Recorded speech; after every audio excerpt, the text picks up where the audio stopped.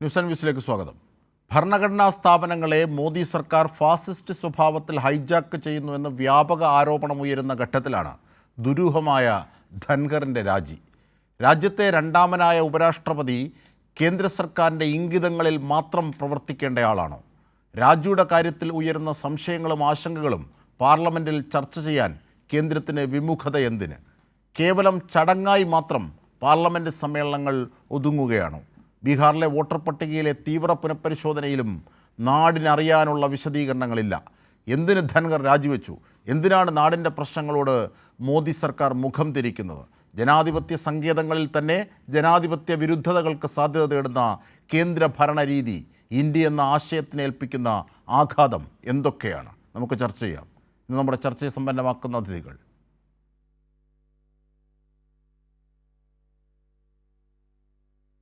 K Anilkumar, CPIM നേതാവ്;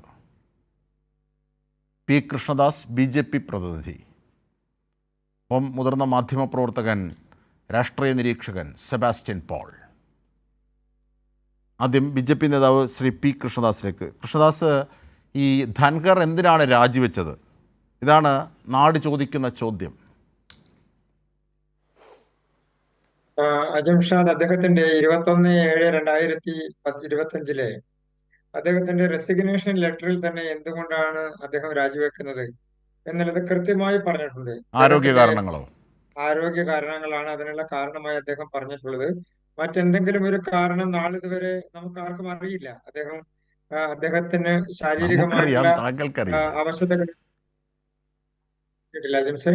അല്ല, പറഞ്ഞോളൂ, താങ്കൾ തുടരൂ. അതെ, അദ്ദേഹത്തിന്റെ ശാരീരിക അവശതകൾ അദ്ദേഹം പറഞ്ഞതിനേക്കാൾ അപ്പുറത്ത് മറ്റെന്തെങ്കിലും കാരണങ്ങൾ നമുക്കറിയില്ല, നാളിതുവരെ അറിയില്ല. മറ്റൊന്ന്, അദ്ദേഹത്തിന് കേരളം അടക്കമുള്ള സംസ്ഥാനങ്ങളിൽ വന്നപ്പോൾ ഉണ്ടായിട്ടുള്ള ശാരീരിക അസ്വസ്ഥതകളെല്ലാം അതിന്റെ കാരണമായിട്ടുണ്ടാകാം. മറ്റൊന്ന്, പാർലമെന്റ് കൂടുന്ന സമയത്ത് പോലും അദ്ദേഹത്തിന് ആരോഗ്യപരമായിട്ടുള്ള പ്രശ്നങ്ങൾ ഉണ്ടായിരുന്നു എന്നുള്ളതാണ് അദ്ദേഹത്തിന്റെ വൃത്തങ്ങൾ സൂചിപ്പിക്കുന്നത്. അവ സ്വാഭാവികമായും പാർലമെന്റിനകത്ത് സഭകൾ നടത്തിക്കൊണ്ടു പോകുമ്പോൾ അദ്ദേഹത്തിന്റെ ശാരീരിക അവശതകൾ കൂടി കണക്കിലെടുക്കുമ്പോൾ മുന്നോട്ട് പോകാനുള്ള വ്യക്തിപരമായിട്ടുള്ള വൈഷമ്യം ഉണ്ടാകാം എന്നുള്ളതാണ് അദ്ദേഹത്തിന്റെ രാജിയിൽ നിന്ന് മനസ്സിലാക്കേണ്ടത്. മറ്റേതെങ്കിലും കാരണങ്ങളോ മറ്റെന്തെങ്കിലും വസ്തുതകളോ മറ്റു കാരണങ്ങളോ ഒന്നും തന്നെ നാളിതുവരെ പുറത്തു വരാത്തത് കൊണ്ടും അദ്ദേഹം തന്നെ പറയാത്തത് കൊണ്ടും നമ്മുടെ ശ്രദ്ധയിൽ അതില്ല എന്നുള്ളതാണ് യാഥാർത്ഥ്യം. ശ്രീ പി കൃഷ്ണദാസ്, അതായത് ഈ പാർലമെൻറ്റ് സമ്മേളനം ആരംഭിക്കുന്നതിന് തൊട്ടു മുമ്പ് വിവിധ സമിതികളിലുമായി കൂടിക്കാഴ്ചകൾ നടത്തുകയും ഭാവി തീരുമാനങ്ങളെ സംബന്ധിച്ച് ആസൂത്രണം ചെയ്യുകയും ചെയ്തിരുന്നു ഈ ഉപരാഷ്ട്രപതിയായിരുന്ന ധൻഖർ.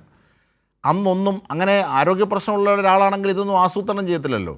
അന്നൊന്നുമില്ലാത്ത ആരോഗ്യം പെട്ടെന്ന് രാജിവെക്കുന്നതിന് ഒരു ദിവസം മുമ്പ് ഒരു ആരോഗ്യ പ്രശ്നമായെത്തി, അത് രാജിയിൽ പ്രതിഫലിക്കുന്നു, അങ്ങനെ രാജിവെക്കുന്നു എന്ന് പറയുന്നത് എത്ര കണ്ട് വിശ്വസനീയമാണ് ശ്രീ പി കൃഷ്ണദാസ്? അജിംഷാദ്, അതല്ല നമ്മുടെ ഒരു പ്രധാനപ്പെട്ട ചർച്ചയാകേണ്ടതെന്നാണ് എനിക്ക് തോന്നുന്നത്. അതിന്റെ പ്രധാനപ്പെട്ട ഒരു കാരണം, അദ്ദേഹം അന്ന് വരെ അദ്ദേഹത്തിൽ അർപ്പിതമായിരുന്ന ചുമതലകൾ അങ്ങ് സൂചിപ്പിച്ചതുപോലെ കൃത്യമായി നിർവഹിക്കുന്നതിൽ അദ്ദേഹം ഒരു വിട്ടുവീഴ്ചയോ ഏതെങ്കിലും തരത്തിലുള്ള ഒരു അലംഭാവമോ കാണിച്ചിരുന്നില്ല എന്നുള്ളതാണ് അദ്ദേഹത്തിന്റെ കർമ്മരംഗത്തുള്ള നടപടികൾ സൂചിപ്പിക്കുന്നത്. അദ്ദേഹം ചുമതലയിൽ ഉണ്ടായിരുന്ന കാലഘട്ടത്തിൽ മുഴുവൻ അദ്ദേഹം എന്താണോ നടപടികൾ ചെയ്യേണ്ടത് അതെല്ലാം കൃത്യമായി നിർവഹിക്കുന്ന ഒരു വൈസ് പ്രസിഡന്റ് രാജ്യസഭാ അധ്യക്ഷനായി നിലനിൽക്കുന്നു. പക്ഷെ അദ്ദേഹത്തിന്റെ ആരോഗ്യ പ്രശ്നങ്ങൾ അദ്ദേഹമാണല്ലോ കണക്കാക്കേണ്ടത്. അപ്പൊ സ്വാഭാവികമായും അദ്ദേഹത്തിന് കിട്ടിയിട്ടുള്ള അഡ്വൈസുകളോ മെഡിക്കൽ അഡ്വൈസുകളോ അതല്ലെങ്കിൽ അദ്ദേഹത്തിന്റെ ശാരീരികമായിട്ടുള്ള വിഷയങ്ങളോ ഒക്കെ വ്യക്തിപരമായി തോന്നുമ്പോൾ ഒരാൾക്ക് അദ്ദേഹം രാജിവെക്കുന്നു. അങ്ങനെ രാജിവെക്കുമ്പോൾ അതിനുശേഷമുള്ള കാര്യമാണല്ലോ പിന്നീട് ചർച്ചയ്ക്ക് വേണ്ടി വരുന്ന ഒരു പ്രധാനപ്പെട്ട സാഹചര്യമുള്ളത്. അതുവരെയുള്ളത് അദ്ദേഹം പറയുന്ന കാര്യങ്ങളാണ് പ്രധാനപ്പെട്ട വിഷയം. അതല്ലെങ്കിൽ മറ്റേതെങ്കിലും ഒരു വിഷയം നമ്മുടെ മുന്നിലേക്ക് വരണം, അങ്ങനെ വന്നതായി അറിയില്ല എന്നാണ് ഞാൻ സൂചിപ്പിച്ചത്. അല്ല, അങ്ങനെയാണെങ്കിൽ ഇതൊക്കെ കാട്ടി ഒരു ചർച്ച, കാരണം രാജ്യത്തെ രണ്ടാമനാണല്ലോ ഉപരാഷ്ട്രപതി, ഇത് പാർലമെൻറ്റിൽ അതുമായി ബന്ധപ്പെട്ടൊരു ചർച്ച, ഇതിൽ ദുരൂഹതയില്ല, ഇങ്ങനെയൊക്കെയാണ് കാര്യങ്ങളെന്ന് വിശദീകരിക്കാമല്ലോ. എന്തുകൊണ്ടാണ് BJP അതിൽ എന്തോ മറയ്ക്കുന്നത്, മടിയിൽ ഖനമുള്ളവനെ പോലെ? ജിംഷാദ്, എന്തിനാണ് അതിനകത്ത് അങ്ങനെ ഒരു ചോദ്യത്തിന് തന്നെ പ്രസക്തി ഉണ്ടോ? നമ്മുടെ രാജ്യത്തിന്റെ വൈസ് പ്രസിഡന്റ് അദ്ദേഹം രാജിവെക്കാനുള്ള കാരണം അദ്ദേഹം തന്നെ കൃത്യമായി രേഖപ്പെടുത്തി പ്രസിഡന്റിന് കൊടുക്കുന്നു. അത് നമ്മുടെ മുന്നിലെല്ലാം ഉണ്ടല്ലോ, നിങ്ങളുടെ ചാനലിൽ ഇപ്പോൾ കാണിച്ചുകൊണ്ടിരിക്കുകയല്ലേ. അപ്പൊ സ്വാഭാവികമായും അങ്ങനെയുള്ള ഒരു വിഷയത്തിൽ നമ്മളൊരു എഴുതാപ്പുറമോ ഒരു കാണാപ്പുറമോ ഒക്കെ കാണേണ്ട ആവശ്യം സ്വാഭാവികമായി ഉണ്ടോ എന്നുള്ളത് എനിക്കറിയില്ല. അങ്ങനെ കാണാൻ കഴിയുമോ എന്നുള്ളതും അറിയില്ല. അതിന്റെ പ്രധാനപ്പെട്ട കാരണമെന്ന് എനിക്ക് തോന്നുന്നത് നമ്മുടെ രാജ്യത്തിന്റെ പ്രസിഡന്റ് ആണെങ്കിലും പ്രധാനമന്ത്രി ആണെങ്കിലും അത് മുഖ്യമന്ത്രിമാരാണെങ്കിലും ഒക്കെ ഗവർണർ ആണെങ്കിലും ഒക്കെ അവർ രാജിവെക്കുമ്പോൾ അവർ എന്താണോ കാരണം പറയുന്നത് അതാണല്ലോ അതിന്റെ കാരണം. അതിനേക്കാൾ അപ്പുറത്ത് നമുക്ക് രാഷ്ട്രീയപരമായി ചർച്ച ചെയ്യാം. രാഷ്ട്രീയ ചർച്ചകൾക്ക് തെറ്റൊന്നും ഞാൻ കാണില്ല. അതെ, രാഷ്ട്രീയ പക്ഷേ ചർച്ചയാണിത്. അല്ല, രാഷ്ട്രീയ ചർച്ചകൾക്ക് തെറ്റൊന്നും കാണേണ്ടതില്ല. പക്ഷെ അതേസമയം തന്നെ അതിൽ ഏതെങ്കിലും തരത്തിൽ അങ്ങ് ചോദിച്ചതുപോലെ ഒരു ദുഷ്ടലാക്ക് കാണേണ്ടതില്ല എന്നേ എനിക്ക് അഭിപ്രായമുള്ളൂ. കാരണം അതിൽ ഭരണപക്ഷത്തിന് എന്താ പ്രത്യേകിച്ചുള്ളത്? അങ്ങനെയാണെങ്കിൽ പ്രതിപക്ഷ നേതാവിനോട് പറയണ്ടേ? ഭരണപക്ഷത്തോട് പറയുന്ന പോലെ തന്നെ പ്രതിപക്ഷ നേതാവ് ഓണത്തിന് ഉണ്ടല്ലോ. അപ്പൊ സ്വാഭാവികമായും സഭയ്ക്കകത്ത് അങ്ങനെ പ്രത്യേകമായി വെളിപ്പെടുത്തേണ്ട ഒരു സാഹചര്യമല്ലല്ലോ വ്യക്തിപരമായ ഒരാൾക്കുണ്ടാകുന്ന പ്രശ്നം. സഭയ്ക്കകത്തുണ്ടാകുന്ന ഒരു പ്രശ്നമാണെങ്കിൽ പ്രതിപക്ഷം സൃഷ്ടിച്ചിട്ടുള്ള പ്രശ്നങ്ങൾ കാണാതിരുന്നുകൂടാ. അദ്ദേഹത്തിന്റെ ശാരീരിക അവശതകൾ ഉള്ള സമയത്തും അദ്ദേഹത്തിനെതിരെ എത്രയോ വ്യക്തിപരമായിട്ടുള്ള നടപടികൾ, വ്യക്തിപരമായിട്ടുള്ള അധിക്ഷേപങ്ങൾ, അദ്ദേഹത്തെ ഇംപീച്ച് ചെയ്യാൻ വരെയുള്ള നടപടികളുമായി മുന്നോട്ട് പക്ഷേ പോയവരാണ് പ്രതിപക്ഷം. ആ പ്രതിപക്ഷമാണ് ഇന്ന് ധൻഖറിനൊപ്പം നിൽക്കുന്ന കാഴ്ച നമ്മൾ കണ്ടത്. പക്ഷേ അവിടെ ധൻഖറിനെതിരെയാണ് കേന്ദ്ര സർക്കാരിൻ്റെയും മോദി സർക്കാരിൻ്റെയും നിലപാടുകൾ എത്തിയത്. അതാണ് ദുരൂഹത വർദ്ധിപ്പിക്കുന്നത്. ശ്രീ പി കൃഷ്ണദാസ്, അജംഷാദെ അദ്ദേഹത്തിനെ ഗവർണറാക്കുന്നതും അദ്ദേഹത്തിനെ ഉപരാഷ്ട്രപതിയാക്കുന്നതും ഒക്കെ ബി.ജെ.പിയുടെ ഗവൺമെന്റ് ആണല്ലോ. സ്വാഭാവികമായും ഒരു ഗവൺമെന്റ് എന്ന നിലക്ക് ബി.ജെ.പി ഗവൺമെന്റ് ആണല്ലോ, അല്ലെങ്കിൽ എൻ.ഡി.എ ഗവൺമെന്റ് അത് ആണല്ലോ സത്യപാൽ ചെയ്യുന്നത്. മാലിക്കിനെയും അപ്പൊ അതെ. എൻ.ഡി.എ ഗവൺമെന്റ് ആണല്ലോ ചെയ്യുന്നത്. അപ്പൊ സ്വാഭാവികമായും പ്രതിപക്ഷത്തിന് എൻ.ഡി.എ ഗവൺമെന്റിന്റെ ഗവർണർ എന്നുള്ള നിലക്ക് അദ്ദേഹം തൃണമൂൽ കോൺഗ്രസിന്റെ ഗവൺമെന്റിനെതിരെ അദ്ദേഹം എടുത്തുള്ള നടപടികൾ, അവിടുത്തെ പശ്ചിമ ബംഗാൾ ഗവൺമെന്റ് നടത്തിയിട്ടുള്ള ജനാധിപത്യ വിരുദ്ധമായിട്ടുള്ള നടപടികൾക്കെതിരെ അദ്ദേഹം സ്വീകരിച്ച ജനാധിപത്യപരമായ നടപടികൾ, ആ കാര്യങ്ങളിലെല്ലാം പ്രതിപക്ഷത്തിന്റെ നിലപാടെന്തായിരുന്നു ആ സമയത്ത് പലപ്പോഴും. ഇനി മറ്റൊന്ന്, അദ്ദേഹം പാർലമെന്റിൽ വന്ന് രാജ്യസഭയുടെ അധ്യക്ഷനായിരിക്കുമ്പോൾ അദ്ദേഹത്തിനെതിരെ പ്രമേയം കൊണ്ടുവന്നില്ലേ അദ്ദേഹത്തിന് ഇംപീച്ച് ചെയ്യാൻ വേണ്ടിയിട്ട്? അദ്ദേഹത്തിനെതിരെ മോക്ക് പാർലമെന്റ് ഉണ്ടാക്കി അവിടെ അല്ലേ, വിമർശനം കാണിച്ച അതാണ് ആളുകളാണ് അത്രയേറെ ബി.ജെ.പിയുമായി അടുത്തു നിന്നിരുന്ന ഒരാൾ എങ്ങനെയാണ് പെട്ടെന്ന് 3 മന്ത്രിമാരെത്തുന്നു, അവരുമായി കൂടിക്കാഴ്ച നടത്തുന്നു, അതിനുശേഷം രാഷ്ട്രപതി ഭവനിൽ പെട്ടെന്ന് ധൃതി പിടിച്ചു പോകുന്നു, പെട്ടെന്നൊരു ആരോഗ്യ പ്രശ്നം വരുന്നു, രാജിവെക്കുന്നു. ഇതേ സംബന്ധിച്ച് മിണ്ടിപ്പോകരുത് ആരും എന്നാണ് പറയുന്നത്. ഒരു ന്യായാധിപൻ്റെ ഇംപീച്ച്മെൻറ്റുമായി ബന്ധപ്പെട്ട് നടത്തിയ കാര്യങ്ങളിൽ മോദി സർക്കാരിൻ്റെ ഇംഗിതത്തിന് വഴങ്ങാതെ പല പ്രവർത്തികളും ചെയ്തു എന്നതടക്കമുള്ള ആരോപണങ്ങൾ ഈ വിഷയത്തിലുണ്ട്. ഇങ്ങനെയൊക്കെ ഉള്ളപ്പോൾ അതിലൊരു ക്ലാരിറ്റി വരുത്തേണ്ടത് കടമ ആർക്കാണ് ഉള്ളത്? ആരുടേതാണ്? അത് കേന്ദ്ര സർക്കാരിൻ്റേതാണ്. കാരണം ഒരു ഭരണഘടനാ സ്ഥാപനമാണല്ലോ വൈസ് പ്രസിഡന്റ് എന്ന് പറയുന്നത്, രാജ്യസഭയുടെ അധ്യക്ഷൻ എന്ന് പറയുന്നത്. അപ്പോൾ അങ്ങനെയൊക്കെയുള്ള ഒരു ഘട്ടത്തിൽ അതേ സംബന്ധിച്ച് ഒരുപാട് കാര്യങ്ങൾ മറച്ചു വെക്കാനുണ്ട് എന്ന തോന്നലുകൾ തോന്നിപ്പിക്കുന്നത് ബി.ജെ.പിയും കേന്ദ്ര സർക്കാരും തന്നെയാണ്. ശ്രീ പി കൃഷ്ണദാസ്, ഇതിൽ ഒരു കാര്യവും മറച്ചു വെക്കാനില്ല എന്നുള്ളതിനേക്കാൾ അപ്പുറത്ത് ഇതിൽ ശക്തമായ നടപടിയുമായി മുന്നോട്ട് പോകുന്ന ഒരു ഗവൺമെന്റിലെ കേന്ദ്ര ഗവൺമെന്റ്. ആ ഗവൺമെന്റിന് എന്താണ് പാർലമെന്റിനകത്ത് മറച്ചു വെക്കാനുള്ളത്? ഇപ്പോ നിങ്ങളുടെ ഇൻട്രോയിൽ പറഞ്ഞതുപോലെ തന്നെ പാർലമെന്റ് നടപടികളുമായി ബന്ധപ്പെട്ടുകൊണ്ട് എത്ര ദിവസമായി എന്തെങ്കിലും ഒരു കാര്യമുള്ള കാര്യത്തിനാണോ ഈ പാർലമെന്റിൽ ബഹളമുണ്ടാക്കുന്നത്? ഇന്ന് സഭയ്ക്ക് പുറത്തു വന്ന് എന്തെങ്കിലും ഒരു രാഷ്ട്രീയപരമായി എന്തെങ്കിലും ഗുണമുള്ള വിഷയത്തിനോ രാജ്യത്തിന് എന്തെങ്കിലും ഗുണമുള്ള വിഷയത്തിനോ ആണോ അവർ പ്രതിപക്ഷം ഇറങ്ങിപ്പോയി വാക്കൗട്ട് നടത്തി പാർലമെന്റിന് മുൻപിൽ സത്യാഗ്രഹം നടത്തുന്നത്? അതൊന്നുമല്ലല്ലോ. അപ്പൊ രാഷ്ട്രീയപരമായി തങ്ങൾക്കുള്ള അദ്ദേഹം ധൻഖർ ഉപരാഷ്ട്രപതി ആയിരിക്കുന്ന സമയത്ത് അദ്ദേഹം പാർലമെന്റിൽ നിന്ന് അംഗങ്ങളെ സസ്പെൻഡ് ചെയ്തു എന്നുള്ളതിന്റെ പേരിൽ അദ്ദേഹത്തിനെതിരെ പാർലമെന്റിൽ നടത്തിയുള്ള നടപടികൾ എന്തൊക്കെയാണ്? അതല്ലല്ലോ ഇവിടുത്തെ വിഷയം. ഇപ്പോഴത്തെ വിഷയം അതേ ധൻഖർ എങ്ങനെയാണ് ബി.ജെ.പിക്ക് എതിരായ ഒരു മനോഭാവത്തിലേക്ക് എത്തുന്നത്? 3 കേന്ദ്രമന്ത്രിമാർ അദ്ദേഹത്തെ സന്ദർശിക്കുന്നു. കിരൺ റിജുവും നദ്ദയും മെഘ്വാളും അടക്കമുള്ള 3 കേന്ദ്രമന്ത്രിമാർ അദ്ദേഹത്തെ സന്ദർശിക്കുന്നു. അതിനുശേഷം പ്രധാനമന്ത്രിയുടെ പല വിധത്തിലുമുള്ള, അതായത് ഇദ്ദേഹത്തെ ഇംപീച്ച് ചെയ്യും രാജിവെച്ചില്ലെങ്കിൽ എന്ന ഭീഷണി വരെ ഉണ്ട് എന്നാണ് ആരോപണം ഉയരുന്നത്. നമുക്കറിയില്ല.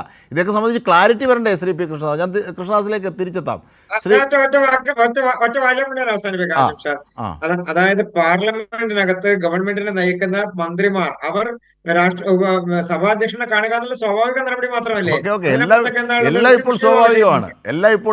ആരോഗ്യ പ്രശ്നം സ്വാഭാവികമാണ്, കൂടിക്കാഴ്ചകൾ അത് സ്വാഭാവികമാണ്, രാജി അത് സ്വാഭാവികമാണ്. പക്ഷേ അസ്വാഭാവികമായുള്ളത് ഇതേ സംബന്ധിച്ച് നിയമനിർമ്മാണ സഭകളിൽ ജനാധിപത്യ വേദിയിൽ ചർച്ച ചെയ്യില്ല എന്നുള്ള അസ്വാഭാവികത മാത്രമേ ഉള്ളൂ. അതിന് ഉത്തരവാദി കേന്ദ്ര സർക്കാരാണെന്നുള്ളത് തീർച്ചയായും. ഞാൻ ശ്രീ കെ അനിൽകുമാറിലേക്ക് എത്തുന്നു. ശ്രീ കെ അനിൽകുമാർ, നേരത്തെ ഇവിടെ ദ ഹിന്ദു ഒരു എഡിറ്റോറിയൽ എഴുതിയിരുന്നു, ദ മെമ്പേഴ്സ് ആസ് നമ്പേഴ്സ് എന്ന് പറഞ്ഞ് രാജ്യസഭയുടെ തിളക്കം കെടുത്തുന്ന സമീപനങ്ങൾ മോദി സർക്കാർ വന്നതിന് ശേഷം രൂപപ്പെടുന്നതിനെ സംബന്ധിച്ച് ദ ഹിന്ദു ഒരു എഡിറ്റോറിയൽ പണ്ട് എഴുതിയിരുന്നു. ഇപ്പോൾ ഈ പാർലമെൻറ്റ് സമ്മേളനങ്ങളും അതിന് സമാനമായ രീതിയിൽ കേവലം സമ്മേളനങ്ങൾ അല്ലെങ്കിൽ ഒരു നമ്പർ തേയ്ക്കാനുള്ള ദിനങ്ങളായി മാത്രം മാറുകയാണോ മോദി സർക്കാരിൻ്റെ കീഴിൽ? ഈ ബീഹാർ വോട്ടർ പട്ടികയുടെ തീവ്ര പുനഃപരിശോധന സംബന്ധിച്ച് അത് ചർച്ചയില്ല. ധൻഖർ രാജിവെച്ചു, അതുമായി ബന്ധപ്പെട്ട് ഒരുപാട് വിവാദങ്ങൾ ഉയരുന്നു, അതേ സംബന്ധിച്ച് ചർച്ചയില്ല. ഇങ്ങനെയൊക്കെയുള്ളൊരു ഘട്ടത്തിലൂടെയാണ് നാം കടന്നു പോകുന്നതെങ്കിൽ ഇന്നത്തെ സംഭവവികാസങ്ങളിലേക്ക് കൂടുതലായി ഫോക്കസ് ചെയ്താൽ ശ്രീ കെ അനിൽകുമാർ. നിയോ ഫാസിസം അല്ലെങ്കിൽ നവഫാസിസം എങ്ങനെയാണ് ഒരു രാജ്യത്ത് പ്രവർത്തിക്കുന്നത് എന്ന് നമ്മൾ കണ്ടുകൊണ്ടിരിക്കുകയാണ്. അതിന് ഇന്ത്യ രാജ്യത്തിൻ്റെ ഭരണകൂടം ഏറ്റവുമേറെ ദുരുപയോഗം ചെയ്ത ഒരു സ്ഥാനമാണ് ഉപരാഷ്ട്രപതി സ്ഥാനം എന്നത് ജഗദീപ് ധൻഖറിൻ്റെ ഓഫീസുമായി ബന്ധപ്പെട്ട് അദ്ദേഹം നിർവഹിച്ചിട്ടുള്ള കാര്യങ്ങൾ നോക്കിയാൽ മനസ്സിലാവും. മുമ്പ് അദ്ദേഹം ബംഗാൾ ഗവർണറായിരുന്നു. അപ്പോൾ ഗവർണർ പദത്തിലിരുന്നു കൊണ്ട് എങ്ങനെയാണ് പ്രതിപക്ഷത്തിൻ്റെ ഗവൺമെൻറ്റുകളെ അസ്ഥിരമാക്കാൻ കഴിയുക, ഫെഡറലിസത്തെ തകർക്കാൻ കഴിയുക, അതിന് എല്ലാ പരിശ്രമങ്ങളും നടത്തിയെന്നതുകൊണ്ടാണ് അദ്ദേഹത്തിന് പ്രൊമോഷൻ പോലെ രാഷ്ട്രപതി സ്ഥാനത്തേക്ക് ഉപരാഷ്ട്രപതി സ്ഥാനത്തേക്ക് അദ്ദേഹത്തെ വിജയിപ്പിച്ചെടുത്തത്. ആ സ്ഥാനത്തിരുന്നു കൊണ്ട് അദ്ദേഹം ചെയ്ത കാര്യങ്ങൾ എന്താണ്? നമ്മുടെ നീതിന്യായ സംവിധാനത്തിൻ്റെ അടിത്തറയായി മാറിയിട്ടുള്ള നമ്മുടെ ജുഡീഷ്യറി അദ്ദേഹം ആക്രമിച്ചു. അദ്ദേഹം കോടതികളെ ആക്രമിച്ചു. സുപ്രീം കോടതിയെ അദ്ദേഹം ഇരുട്ടിൽ നിർത്തി. സുപ്രീം കോടതിയോട് പറഞ്ഞു പാർലമെൻറ്റാണ് വലുത്. പാർലമെൻറ്റാണ് വലുത് എന്ന് സുപ്രീം കോടതിയോട് പറയുകയും പാർലമെൻറ്റ് നിയമനിർമ്മാണം നടത്തിക്കോളാം, നിങ്ങൾ അതിലിടപെടേണ്ടതില്ല എന്ന് സുപ്രീം കോടതിയെ വെല്ലുവിളിക്കുകയും ചെയ്ത ജഗദീപ് ധൻഖർ യഥാർത്ഥത്തിൽ പ്രവർത്തിച്ചത് RSSൻ്റെ അജണ്ട നടപ്പാക്കാനാണ്. ധൻഖറുടെ വ്യക്തിപരമായ അജണ്ടയും നടപ്പാക്കാൻ അദ്ദേഹം ശ്രമിച്ചതായി കാണുന്നില്ല. അപ്പം അതുകൊണ്ട് തന്നെ ജഗദീപ് ധൻഖർ എന്ന് പറയുന്ന വ്യക്തി അദ്ദേഹത്തിൻ്റെ ഈ പദവിയിൽ ഇരുന്നു കൊണ്ട് നിർവഹിച്ച കാര്യങ്ങളെ സംബന്ധിച്ച് ഇന്ത്യയിലെ പ്രതിപക്ഷത്തിന് ശക്തമായ വിമർശനങ്ങളുണ്ട്. CPM ആ കാലഘട്ടങ്ങളിലെല്ലാം ഏറ്റവും കടുത്ത വിമർശനം ഉയർത്തിയിട്ടുണ്ട്. RSSൻ്റെ ഒരു ജനറൽ സെക്രട്ടറി കഴിഞ്ഞ ദിവസം പറയുകയുണ്ടായി, ഭരണഘടനയിൽ നിന്നും സോഷ്യലിസവും മതനിരപേക്ഷതയും എടുത്തു കളയണം. ഇന്ത്യയിലെ ഫാസിസ്റ്റുകളുടെ ആഗ്രഹമാണത്. സോഷ്യലിസം എന്ന് പറഞ്ഞാൽ സമത്വം വേണം, തുല്യത വേണം, സാഹോദര്യം വേണം, മനുഷ്യബന്ധങ്ങൾ ശക്തിപ്പെടണം. അപ്പോൾ മനുഷ്യബന്ധങ്ങൾ ശക്തിപ്പെടുത്തുന്ന മാനവികതയുടെ ലോകാടിത്തറയായി മാറിയിട്ടുള്ള സോഷ്യലിസം എന്ന വാക്ക് ഭരണഘടനയിൽ കാണാൻ പാടില്ല എന്ന് പറയുന്ന BJPയുടെ ഭരണഘടന വായിച്ചാൽ BJPയുടെ ഭരണഘടനയിൽ ഗാന്ധിയൻ സോഷ്യലിസത്തെക്കുറിച്ചാണ് പറഞ്ഞിരിക്കുന്നത്. ഗാന്ധിയൻ സോഷ്യലിസം നടപ്പാക്കാൻ നിൽക്കുന്ന BJPയാണ് സോഷ്യലിസം ഭരണഘടനയെ കാണാൻ പാടില്ല എന്ന് പറയുന്നൊരു വൈരുദ്ധ്യം. പക്ഷേ ജഗദീപ് ധൻഖറെ കൊണ്ട് പറയിപ്പിച്ചത് എന്താണ്? RSSൻ്റെ ജനറൽ സെക്രട്ടറി കഴിഞ്ഞ മാസം പറഞ്ഞത് ജഗദീപ് ധൻഖർ എല്ലാ ദിവസവും പറഞ്ഞുകൊണ്ടിരിക്കുകയാണ്. ആ ജഗദീപ് ധൻഖർ അത് നടപ്പാക്കാനുള്ള വഴിയും പറഞ്ഞു കൊടുത്തു. എന്താണ് ധൻഖർ പറഞ്ഞു കൊടുത്ത വഴി? ഈ മതനിരപേക്ഷത, സോഷ്യലിസം തുടങ്ങിയ മൂല്യങ്ങളൊക്കെ ഭരണഘടനയിൽ കിടക്കുന്നത്, അന്തർലീനമായി കിടക്കുന്നത്, അതിൻ്റെ മൂലക്കല്ലുകളായി കിടക്കുന്നത് അടിച്ചു പൊളിക്കണം എന്നുണ്ടെങ്കിൽ ഭരണഘടന തന്നെ പൊളിക്കണം. ഭരണഘടന പൊളിക്കാൻ പാർലമെൻറ്റിൽ ഭൂരിപക്ഷം കിട്ടിയാലും നടക്കില്ല. BJP ഈ കഴിഞ്ഞ കാലഘട്ടത്തിൽ ചെന്നുപെട്ട പ്രതിസന്ധി, ലോകസഭയിൽ അവർക്ക് 3-2 ഭൂരിപക്ഷം മുന്നണിക്കുള്ളപ്പോൾ രാജ്യസഭയിൽ ഭൂരിപക്ഷം ഇല്ല. രാജ്യസഭയിൽ അവർക്ക് ഭൂരിപക്ഷം കിട്ടിയപ്പോൾ ലോകസഭയിലെ BJPയുടെ കേവല ഭൂരിപക്ഷം പോയി, മുന്നണിക്ക് ഏതാണ്ടൊരു കേവല ഭൂരിപക്ഷമേ ഉള്ളൂ. പല കാര്യങ്ങളിലും ഭൂരിപക്ഷം ഇല്ലാത്ത അവസ്ഥയാണ്. അപ്പോൾ പിന്നെ BJP ഉദ്ദേശിക്കുന്ന കാര്യങ്ങൾ ഭരണഘടനാ ഭേദഗതിയിലൂടെ നടക്കില്ല. ഭരണഘടനാ ഭേദഗതി നടത്തിയാൽ പോലും അതിൻ്റെ മൂലക്കല്ലുകളായ സെക്കുലറിസമോ ഫെഡറലിസമോ ഒന്നും അസ്ഥിരപ്പെടുത്താൻ BJPക്കാവില്ല. അപ്പോൾ BJP പറയുകയാണ്, ഈ മൗലികമായിട്ടുള്ള അതിൻ്റെ അടിക്കല്ലുകളായിട്ടുള്ള ഏറ്റവും പ്രധാനപ്പെട്ട മൗലിക തത്വങ്ങളെ ഭേദഗതി ചെയ്യാൻ പാടില്ല എന്നൊരു കോടതി വിധിയുണ്ട്. അതാണ് 1973 കേശവാനന്ദ ഭാരതി കേസിലുള്ളത്. അത് 13 അംഗ ഭരണഘടനാ ബെഞ്ച് ഉണ്ടാക്കിയൊരു വിധിയാണ്. ജഗദീപ് ധൻഖർ പറഞ്ഞു കൊടുക്കണു, നമ്മുടെ സുപ്രീം കോടതിയിൽ ഒരു 15 അംഗ ഭരണഘടനാ ബെഞ്ചിനെ ഉടനെ ഉണ്ടാക്കണം. എന്നിട്ട് എന്ത് വേണം? ഈ 13 അംഗ ബെഞ്ചിൻ്റെ ഭേദഗതി മാറ്റിയിട്ട് ഇന്ത്യൻ ഭരണഘടനയിലെ ഒരു മൂലക്കല്ലല്ല, ഏത് കല്ലും എപ്പോഴും എടുത്ത് മാറ്റാം. ബാബറി മസ്ജിദ് പൊളിച്ച പോലെ ഞങ്ങൾക്ക് ഏത് കല്ലും പിക്കാസ് കൊണ്ട് പിഴുതെറിയാം. ഇതാണ് BJP ഇന്ത്യ രാജ്യത്ത് ഉദ്ദേശിക്കുന്നത്. പാർലമെൻറ്റ് ഇവിടെ ഉണ്ടോ? പാർലമെൻറ്റ് ഉണ്ടല്ലോ. പാർലമെൻറ്റ് ഉണ്ടായിട്ടും എത്ര അനായാസമായിട്ടാണ് അജണ്ട ഇല്ലാതെ കാശ്മീരിനെ അട്ടിമറിച്ചത്. അമിത്ഷയുടെ പോക്കറ്റിൽ നിന്നൊരു കടലാസ് എടുക്കുന്നു. ഏത് കടലാസ് എടുത്തെന്ന് സ്പീക്കർ പറഞ്ഞോ? പറഞ്ഞില്ല. കാശ്മീരുമായി ബന്ധപ്പെട്ട് ഏതാണ്ടൊരു പ്രമേയം വെക്കാനുണ്ട്, ഏതാണ്ടൊരു ചെറിയ കാര്യം പറയാനുണ്ട് എന്ന് പറഞ്ഞിട്ട് പോക്കറ്റിൽ കിടക്കുന്ന കടലാസ് എടുത്തിട്ട് അംഗങ്ങൾക്ക് മുൻകൂട്ടി നോട്ടീസ് പോലും കൊടുക്കാതെ ഒരു ഭരണഘടനാ ഭേദഗതി പാസ്സാക്കിയെടുത്ത രാജ്യമാണ് ഇന്ത്യ കേട്ടോ. അത് നടപ്പാക്കിയെടുക്കാൻ നേതൃത്വം കൊടുത്തപ്പോൾ അട്ടിമറിക്കപ്പെട്ടത് ഇന്ത്യൻ പാർലമെൻ്ററി സംവിധാനമാണ്. ആ പാർലമെൻ്ററി സംവിധാനത്തെ അട്ടിമറിക്കാൻ അതിൻ്റെ തലപ്പത്ത് അതേപോലെ ഒരാളെ കൊണ്ടിരുത്തി എന്നുള്ളതാണ് ജഗദീപ് ധൻഖറിൻ്റെ പ്രത്യേകത. ലോകസഭയിൽ ബി ജെ പിക്ക് രാജ്യസഭയിൽ ബി ജെ പിക്ക് ഭൂരിപക്ഷം ഇല്ലായിരുന്നപ്പോൾ ആ രാജ്യസഭ പലതും മറികടക്കാൻ ഈ ജഗദീപ് ധൻഖറിനെ ഉപയോഗിച്ചുകൊണ്ട് അംഗങ്ങളെ സസ്പെൻഡ് ചെയ്തിട്ടുണ്ട്. അങ്ങനെ പ്രതിപക്ഷ അംഗങ്ങളെ സസ്പെൻഡ് ചെയ്യുക, ഭൂരിപക്ഷം ഉണ്ടാക്കുക, നിയമങ്ങൾ പാസ്സാക്കി കൊണ്ടുപോവുക. അതുപോലെ തന്നെ മണി ബില്ലുമായി ബന്ധപ്പെട്ട കാര്യങ്ങളാണെങ്കിൽ യഥാർത്ഥത്തിൽ മണി ബില്ലല്ലാത്തത് മണി ബില്ല എന്ന് പറഞ്ഞ് പാസ്സാക്കി കൊണ്ടുപോവുക. ഇതെല്ലാം ഇവിടുത്തെ പാർലമെന്റിനെ ഉപയോഗിച്ചുകൊണ്ട് ബി ജെ പി കാണിക്കുന്ന ഏറ്റവും തെറ്റായ കാര്യങ്ങളാണ്. അതുകൊണ്ടാണ് ഈ വിഷയത്തിൽ ധൻഖറിന്റെ രാജിയുമായി ബന്ധപ്പെട്ട് ഉയരുന്ന അഭ്യൂഹങ്ങൾ, സംശയങ്ങൾ, ആശങ്കകൾ ഇത് ദൂരീകരിക്കേണ്ട ബാധ്യത ആർക്കാണ്? കാരണം ഒരു ഭരണഘടനാ സ്ഥാപനമല്ലേ. അപ്പോൾ തങ്ങളുടെ ഇംഗിതത്തിന് വഴങ്ങിയില്ല എങ്കിൽ പേപ്പർ കൊടുത്ത് രാജി നിർബന്ധിതമായി എഴുതി പഠിപ്പിക്കുന്ന ഒരു സ്റ്റൈലാണ് മോദി സർക്കാർ സ്വീകരിച്ചതെന്ന് ആരോപണമുണ്ട്. പക്ഷേ ഇതിനെക്കുറിച്ച് ചർച്ച ചെയ്യണ്ടേ? ആ ചർച്ച ചെയ്യുന്നതിൽ എന്തെങ്കിലും അനൗചിത്യം ഉണ്ടോ ജനാധിപത്യ വേദികളിൽ? ശ്രീ അനിൽകുമാർ.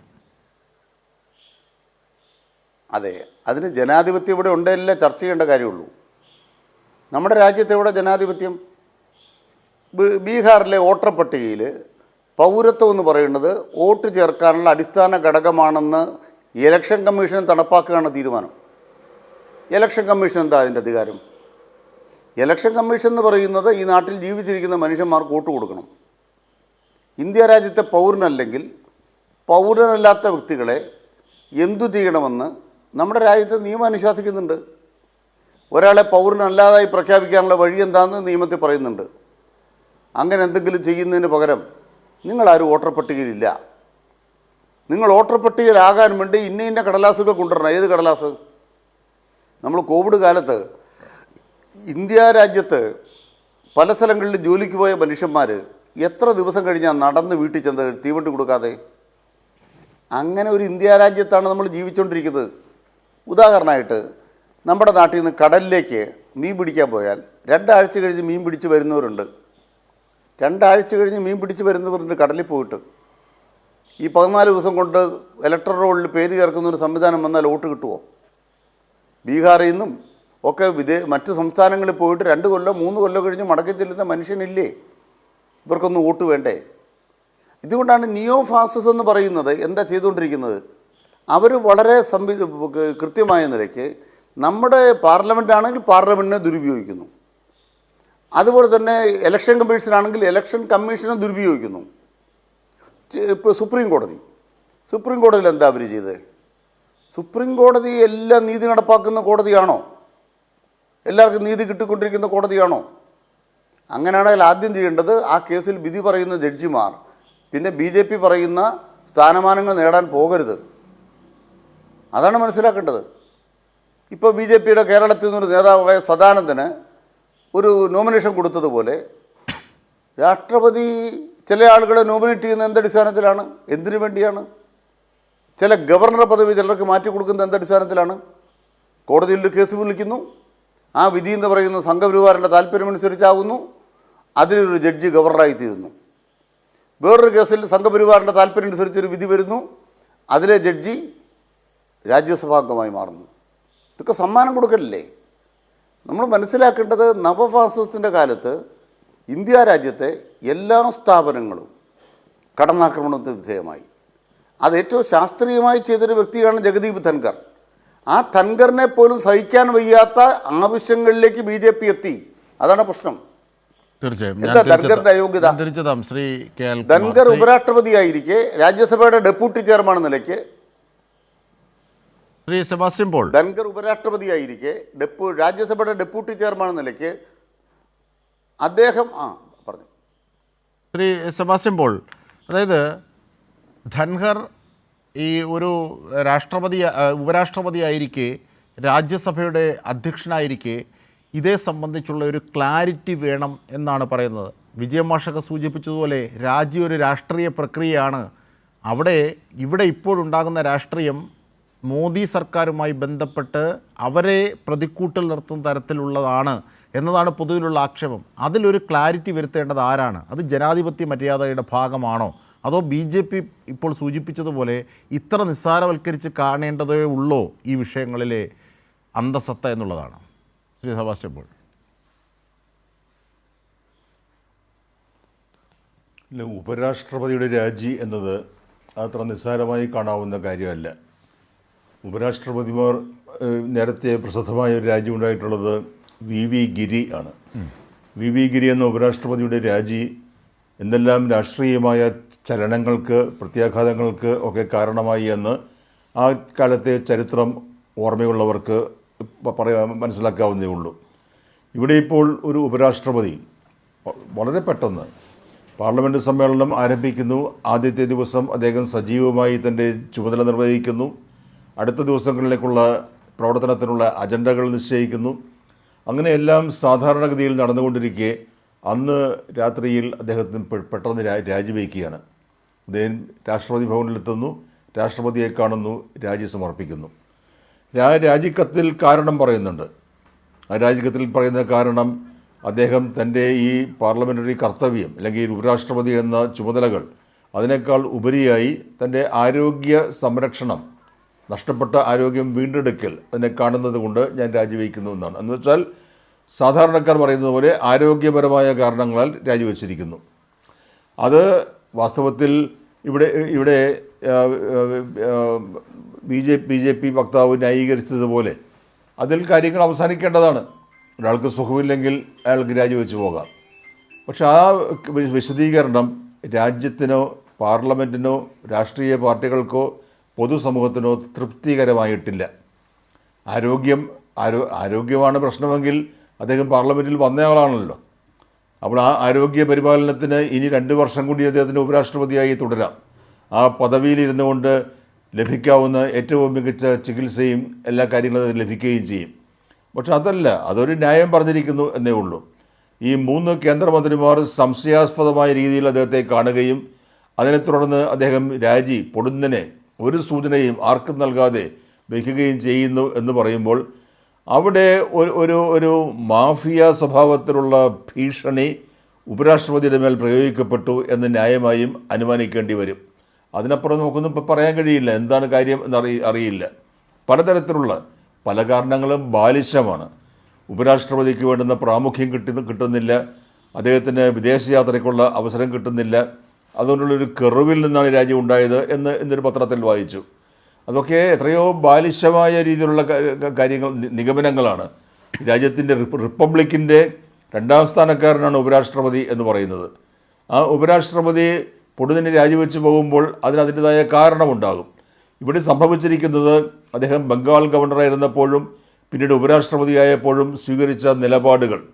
ആ നിലപാടുകളെന്ന് പറഞ്ഞാൽ രാജാവിനേക്കാൾ വലിയ രാജഭക്തി എന്ന് പറയുന്നത് പോലെ RSSൻ്റെ ഒരു അടിമയെപ്പോലെ തന്നെ അദ്ദേഹം പ്രവർത്തിക്കുകയായിരുന്നു. അവർക്ക് തൃപ്തികരമല്ലാത്ത ഒന്നും അദ്ദേഹം ചെയ്യുകയില്ല. അദ്ദേഹത്തിൻ്റെ പല നിലപാടുകളുമുണ്ട്. ഇവിടെ അനിൽകുമാർ ചൂണ്ടിക്കാണിച്ചതുപോലെ പാർലമെൻറ്റിൻ്റെ മേധാവിത്വത്തെക്കുറിച്ച്, ജുഡീഷ്യറിയുടെ ഒരു സബോർഡിനേറ്റ് പദവിയെക്കുറിച്ചൊക്കെ അദ്ദേഹത്തിൻ്റെ നിലപാടുകളുണ്ട്. ആ നിലപാടുകളൊക്കെ ഇന്ദിരാഗാന്ധിയുടെ കാലത്ത് ഇന്ദിരാഗാന്ധി പറഞ്ഞിട്ടുള്ള കാര്യങ്ങളാണ്. അപ്പോൾ ഒരു കോൺട്രാഡിക്ഷൻ ഇന്ദിരാഗാന്ധി ഞാൻ പറയാൻ കാരണം അടിയന്തരാവസ്ഥയുടെ 50ാം വർഷമാണിത്. അപ്പോൾ അങ്ങനെയുള്ള ഒരു കാലത്ത് എന്തെല്ലാമോ സംഭവിക്കുന്നുണ്ട്, അതിൽ ദുരൂഹതയുണ്ട്. ആ ദുരൂഹത നീക്കി കിട്ടേണ്ടത്, എന്തുകൊണ്ട് ഉപരാഷ്ട്രപതി രാജിവെച്ചു എന്ന കാര്യത്തിൽ വ്യക്തത വരുത്തേണ്ടത് അത് ഈ റിപ്പബ്ലിക്കിൻ്റെ അവകാശമാണ്. അത് അറിയുന്നതിനുള്ള അവകാശം പാർലമെൻറ്റിനുണ്ട്. അതുകൊണ്ടാണ് ഇവിടെ ചൂണ്ടിക്കാണിക്കപ്പെട്ടതുപോലെ ഏറ്റവും എളുപ്പം ഇപ്പോൾ പാർലമെൻറ്റ് സമ്മേളിച്ചുകൊണ്ടിരിക്കുകയല്ലേ, പാർലമെൻറ്റിൽ ഈ കാര്യം പറയുകയും അല്ലെങ്കിൽ രാജ്യസഭയിൽ അദ്ദേഹമായിരുന്നില്ലേ അവിടുത്തെ അധ്യക്ഷൻ, എന്തുകൊണ്ട് അധ്യക്ഷൻ രാജിവെച്ചു, എവിടെ പോയി, അത് അറിയേണ്ടതല്ലേ. അതവിടെ പറയുകയും അതൊരു ചർച്ചയ്ക്ക് വിഷയമാക്കുകയും എന്താണ് സംഭവിച്ചത് എന്ന് നമുക്ക് അറിയുന്നതിനുള്ള അവസരം ഉണ്ടാക്കുകയും അത് ചെയ്യുന്നില്ലെങ്കിൽ അനുമാനങ്ങളും ഊഹാപോഹങ്ങളും ഉണ്ടായിക്കൊണ്ടിരിക്കും. അത് നമ്മുടെ പാർലമെൻ്ററി സംവിധാനത്തിൻ്റെ ആരോഗ്യകരമായ നിലനിൽപ്പിന് അത്ര യോജിച്ച ഒരു കാര്യമല്ല. ഇത് ഈ ഇംപീച്ച്മെൻറ്റ് പോലും ഈ ഉപരാഷ്ട്രപതി നേരിടേണ്ടി വന്നേനെ ഇതാണ് മോദിയുടെ അതൃപ്തിയിലേക്ക് നയിച്ചത്. കാരണം ഇതിനു മുമ്പ് തൊട്ടു മുമ്പ് രാഷ്ട്രപതി ഭവനിലെത്തി രാഷ്ട്രപതിയെ കാണുന്നു ശ്രീ ധൻഖർ. അതിന് മുമ്പായിട്ട് ഈ 3 കേന്ദ്രമന്ത്രിമാരെ പ്രധാനമന്ത്രി അയക്കുന്നു, അവരുമായി ചർച്ച നടത്തുന്നു. പ്രധാനമന്ത്രിയുടെ പല വിധത്തിലുമുള്ള ഈ ഇംഗിതങ്ങൾ, ഈ വിഷയത്തിലുള്ള ഇഷ്ടാനിഷ്ടങ്ങൾ അതേ സംബന്ധിച്ച് ഈ ധൻഖറിനെ അറിയിക്കുന്നു. ഇതൊക്കെയാണ് സംസാരങ്ങൾ അധികാരത്തിൻ്റെ ഇടനാഴികളിൽ. അങ്ങനെ ഇംപീച്ച്മെൻറ്റ് ഭയന്നൊടുവിൽ അദ്ദേഹം ഇറങ്ങിപ്പോവുകയാണ് എന്നുള്ളതാണ്. അപ്പോൾ രാജി എഴുതി പേടിപ്പിച്ചാണ്. ഇങ്ങനെയൊക്കെയുള്ള ശക്തമായ ആരോപണങ്ങളാണ് ശ്രീ സെബാസ്റ്റ്യൻ പോൾ നിലനിൽക്കുന്നത്.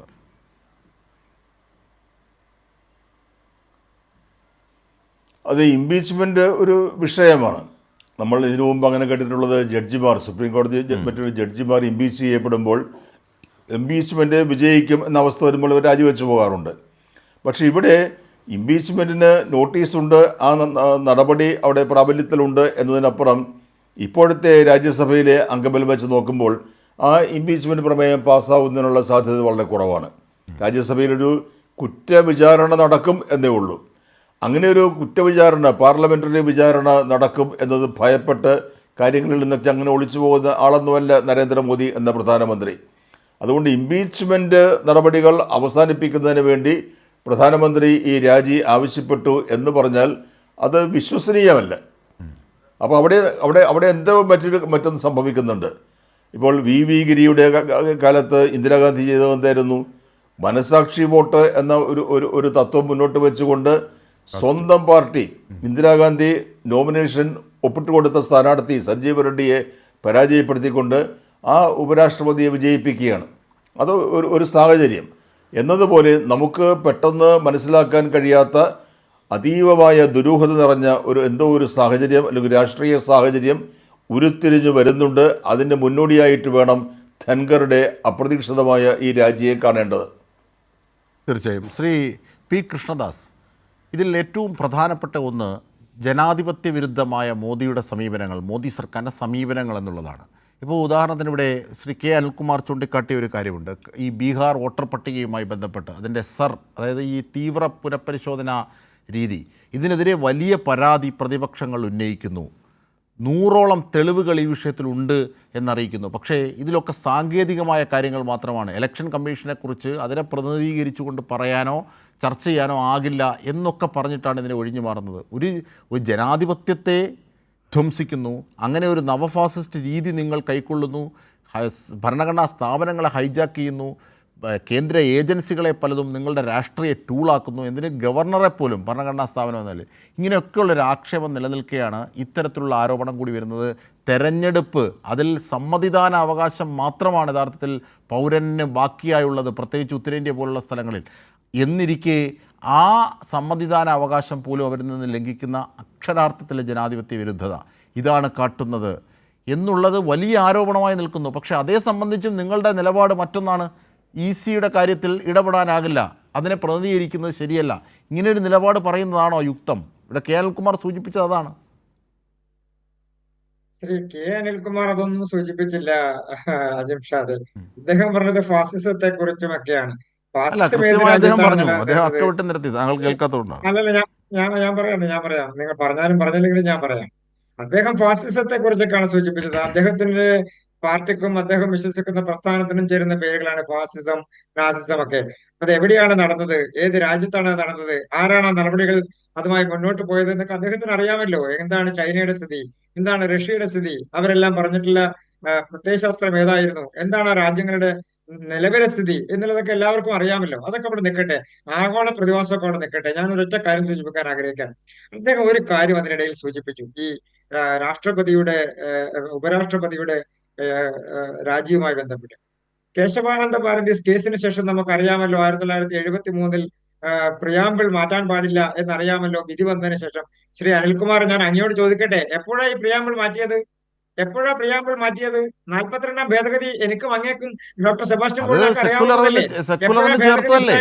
ആ സെക്കുലർ എന്ന് പ്രിയാമ്പിളിൽ ചേർക്കാൻ കാര്യം, താങ്കൾ 78ലെ കാര്യമാണ് പറയുന്നതെങ്കിൽ അത് അങ്ങനെ ചേർക്കാൻ കാര്യം എന്താണ്? സെക്കുലർ എന്ന ആശയം ഭരണഘടനയുടെ പലയിടങ്ങളിലും ഉണ്ട്. അതൊന്നും എടുത്തു വെച്ചു എന്നേ ഉള്ളൂ. അല്ലാതെ പ്രിയാമ്പിളിന്റെ അന്തസ്സത്തൊക്കെ Kesavananda Bharati versus state of Kerala എന്നത് ആ കേസുമായി ബന്ധപ്പെട്ട് രണ്ട് കാര്യങ്ങളാണുള്ളത്. ഒന്ന്, ഈ പ്രിയാമ്പിൾ ഭരണഘടനയുടെ ഭാഗമാണോ ഇല്ലയോ എന്നുള്ളത്. പിന്നെ രണ്ടാമത്തെ വന്നത് ഈ ഫണ്ടമെൻ്റലായ കാര്യങ്ങൾ, മൂല്യവത്തായ കാര്യങ്ങൾ മാറ്റാനാകുമോ എന്നുള്ള കാര്യത്തിൽ. അത് മാറ്റാനാകില്ല എന്ന് കോടതി പറയുന്നു. അവിടെ ഈ സെക്കുലറിസം ചെറുത്തുമായി ബന്ധപ്പെട്ട് താങ്കൾ കൂട്ടിക്കെട്ടി മറ്റൊരു ദിശയിലേക്ക് കൊണ്ടുപോകാൻ ശ്രമിക്കുന്നത്. അതുകൊണ്ടാണ് ഞാൻ ഇടപെട്ടത്. താങ്കൾക്ക് തുടരാം. അജംഷാദെ, ഇടപെട്ടാലും ഇടപെട്ടില്ലെങ്കിലും അജംഷാദെ, അതാണ് കേസിന്റെ വിധി. അതാണ് ശ്രീ അനിൽകുമാർ സൂചിപ്പിച്ചത്. അങ്ങ് തെറ്റിദ്ധരിപ്പിക്കാൻ നോക്കണ്ട. ഞാൻ പറഞ്ഞത് കേശവാനന്ദ ഭാരതി കേസിന്റെ അന്തസ്സത്ത അത് തന്നെയാണ്. പ്രിയാമ്പിൾ മാറ്റാൻ കഴിയില്ല, ഭരണഘടനയുടെ ചട്ടക്കൂട് മാറ്റാൻ കഴിയില്ല എന്ന് പറഞ്ഞതിന് ശേഷം അടിയന്തരാവസ്ഥയുടെ പിൻബലം ഉപയോഗിച്ചുകൊണ്ട് 42ാം ഭേദഗതി കൊണ്ടുവന്ന് മിനി കോൺസ്റ്റിറ്റ്യൂഷൻ എന്നുള്ള പേരിൽ കൊണ്ടുവന്ന ഭരണഘടനാ ഭേദഗതിയിലൂടെ അല്ലേ ശ്രീ അനിൽകുമാർ ഈ നടപടികളെല്ലാം ഉണ്ടായത്? എന്താണ് നടപടി? അവിടെ എന്തായിരുന്നു നടപടി? എന്തായിരുന്നു അത് പറയുന്നില്ലല്ലോ വക്കീല് ശ്രീ കൃഷ്ണദാസ്. അത് പറയുന്നില്ലല്ലോ. സെക്കുലറിസം എന്ന് ചേർത്തതല്ലേ? അജിംഷാദെ, ഈ അടിയന്തരാവസ്ഥയിൽ കൊണ്ടുവന്ന എല്ലാ ഭേദഗതികളും പിന്നീട് കെ അനിൽകുമാർ എന്തോ എന്ന് ചോദിക്കുന്നു. ഒരു പോയിന്റ് ഓഫ് ഓർഡർ എന്ന അദ്ദേഹത്തിന് വഴങ്ങാം. അല്ല, അതിന് മറുപടി താങ്കൾക്ക് പറയാൻ പറ്റും. അത് വേണ്ട, നിങ്ങൾ ചർച്ച നടത്തിക്കോളൂ. എനിക്ക് യാതൊരു വിരോധമില്ല. എന്റെ സമയത്ത് മുഴുവൻ നിങ്ങൾ ചോദ്യം ചോദിക്കാനും പിന്നെ അതിന് ഉപചോദ്യത്തിന് അനിൽകുമാറിന്റെ ഉത്തരത്തിന്റെ ശരി താങ്കൾ കംപ്ലീറ്റ് ചെയ്യൂ. ഞാൻ തിരിച്ചെത്താം. എന്റെ ഉത്തരം പറയൂ. ഇനി രണ്ടാമത് അതൊക്കെ അവിടെ നിൽക്കട്ടെ. അങ്ങ് ചോദിച്ച ചോദ്യം ബീഹാറിലെ വോട്ടർ പട്ടികയുമായി ബന്ധപ്പെട്ടുകൊണ്ട്. ബീഹാറിലെ വോട്ടർ പട്ടികയ്ക്ക് മുൻപ് ഞാൻ അങ്ങേ ഈ കേരളത്തിലെ ഒരു കാര്യമൊന്ന് സൂചിപ്പിക്കാൻ ആഗ്രഹിക്കുകയാണ് ശ്രീ അജിംഷാദെ. ഇന്നലെ കേരളത്തിലെ തദ്ദേശ സ്വയംഭരണ തെരഞ്ഞെടുപ്പിന്റെ വോട്ടർ പട്ടിക പ്രസിദ്ധീകരിച്ചത്, കരട് വോട്ടർ പട്ടിക പ്രസിദ്ധീകരിച്ചത് അങ്ങേക്കറിയാമല്ലോ. ആ കരട് വോട്ടർ പട്ടിക പ്രകാരം കേരളത്തിലെ നിലവിലെ ആകെ വോട്ടർമാരുടെ എണ്ണമായി കേരളത്തിലെ തെരഞ്ഞെടുപ്പ് കമ്മീഷൻ പറയുന്നത് 2,78,00,000-ലധികം ആളുകൾക്ക് വോട്ടുണ്ട് എന്നാണ്. അതിൽ അങ്ങ് പരിശോധിച്ചാൽ മനസ്സിലാകും 8,76,879 ആളുകൾ കഴിഞ്ഞ വോട്ടർ പട്ടികയിൽ നിന്ന് പുറത്തു പോയിരിക്കുന്നു. അങ്ങ് പരിശോധിക്കണ്ടേ? നിങ്ങളുടെ ചാനൽ ചർച്ച ചെയ്യണ്ടേ? ഇവരൊക്കെ എങ്ങനെ പുറത്തുപോയി? ഇവർക്കൊക്കെ വോട്ടവകാശം എങ്ങനെ നിഷേധിക്കപ്പെട്ടു? കേരളത്തിലെ 2 കോടി ആളുകളുടെ വോട്ടവകാശത്തിന്റെ പട്ടിക പ്രസിദ്ധീകരിച്ചപ്പോ 9 ലക്ഷത്തോളം ആളുകളുടെ വോട്ടർ പട്ടികയിൽ നിന്ന് അവർ പുറത്തു പോയിരിക്കുന്നു. എങ്ങനെ പുറത്തു പോയിരിക്കുന്നു? നിങ്ങൾ ചോദിക്കണ്ടേ തെരഞ്ഞെടുപ്പ് കമ്മീഷനോട്? കേരളത്തിലെ ബീഹാറിന്റെ കാര്യം പറയൂ, മറ്റതിന്റെ മറുപടിയിലേക്ക് എത്താം. ബീഹാറിന്റെ കാര്യം പറയൂ. ഞാൻ ബീഹാറിലേക്ക് വരാമെന്ന്. ഈ കേരളത്തിലെ തെരഞ്ഞെടുപ്പ് കമ്മീഷൻ എന്ത് ന്യായീകരണം പറഞ്ഞുകൊണ്ടാണോ, എന്ത് കാരണങ്ങൾ നിരത്തിക്കൊണ്ടാണോ ത്രിതല പഞ്ചായത്ത് തെരഞ്ഞെടുപ്പിലെ വോട്ടർ പട്ടികയിൽ 9 ലക്ഷം ആളുകളെ പുറത്താക്കിയിരിക്കുന്നത്, ആ സമാനമായ കാരണം തന്നെയാണ് ബീഹാറിലെ തെരഞ്ഞെടുപ്പുമായി ബന്ധപ്പെട്ട് പുറത്തു വന്നിരിക്കുന്നത്. അങ്ങ് പരിശോധിക്ക്, എന്ത് കാരണം കൊണ്ടാണ് ബീഹാറിലെ തെരഞ്ഞെടുപ്പിന്റെ വോട്ടർ പട്ടികയിൽ നിന്ന് ആളുകളെ മാറ്റി നിങ്ങൾ രേഖകൾ ഹാജരാക്കണം എന്ന് പറഞ്ഞിരിക്കുന്നത്? സമാനമായ കാരണമാണ് കേരളത്തിലെ തെരഞ്ഞെടുപ്പ് കമ്മീഷൻ ഈ ഇടതുപക്ഷ ഗവൺമെന്റിന്റെ പിന്തുണയോട് കൂടിയിട്ട് 9 ലക്ഷത്തോളം ആളുകളെ പുറത്താക്കിയിരിക്കുന്നത്. നിങ്ങൾ എന്താ ധരിച്ചിരിക്കുന്നത്? ഇതൊന്നും പുറത്തു വരില്ല എന്നോ? തെരഞ്ഞെടുപ്പ് കമ്മീഷൻ പുറത്തുവിടുന്ന എല്ലാ കാര്യങ്ങളും പുറത്തു വരുമെന്നേ.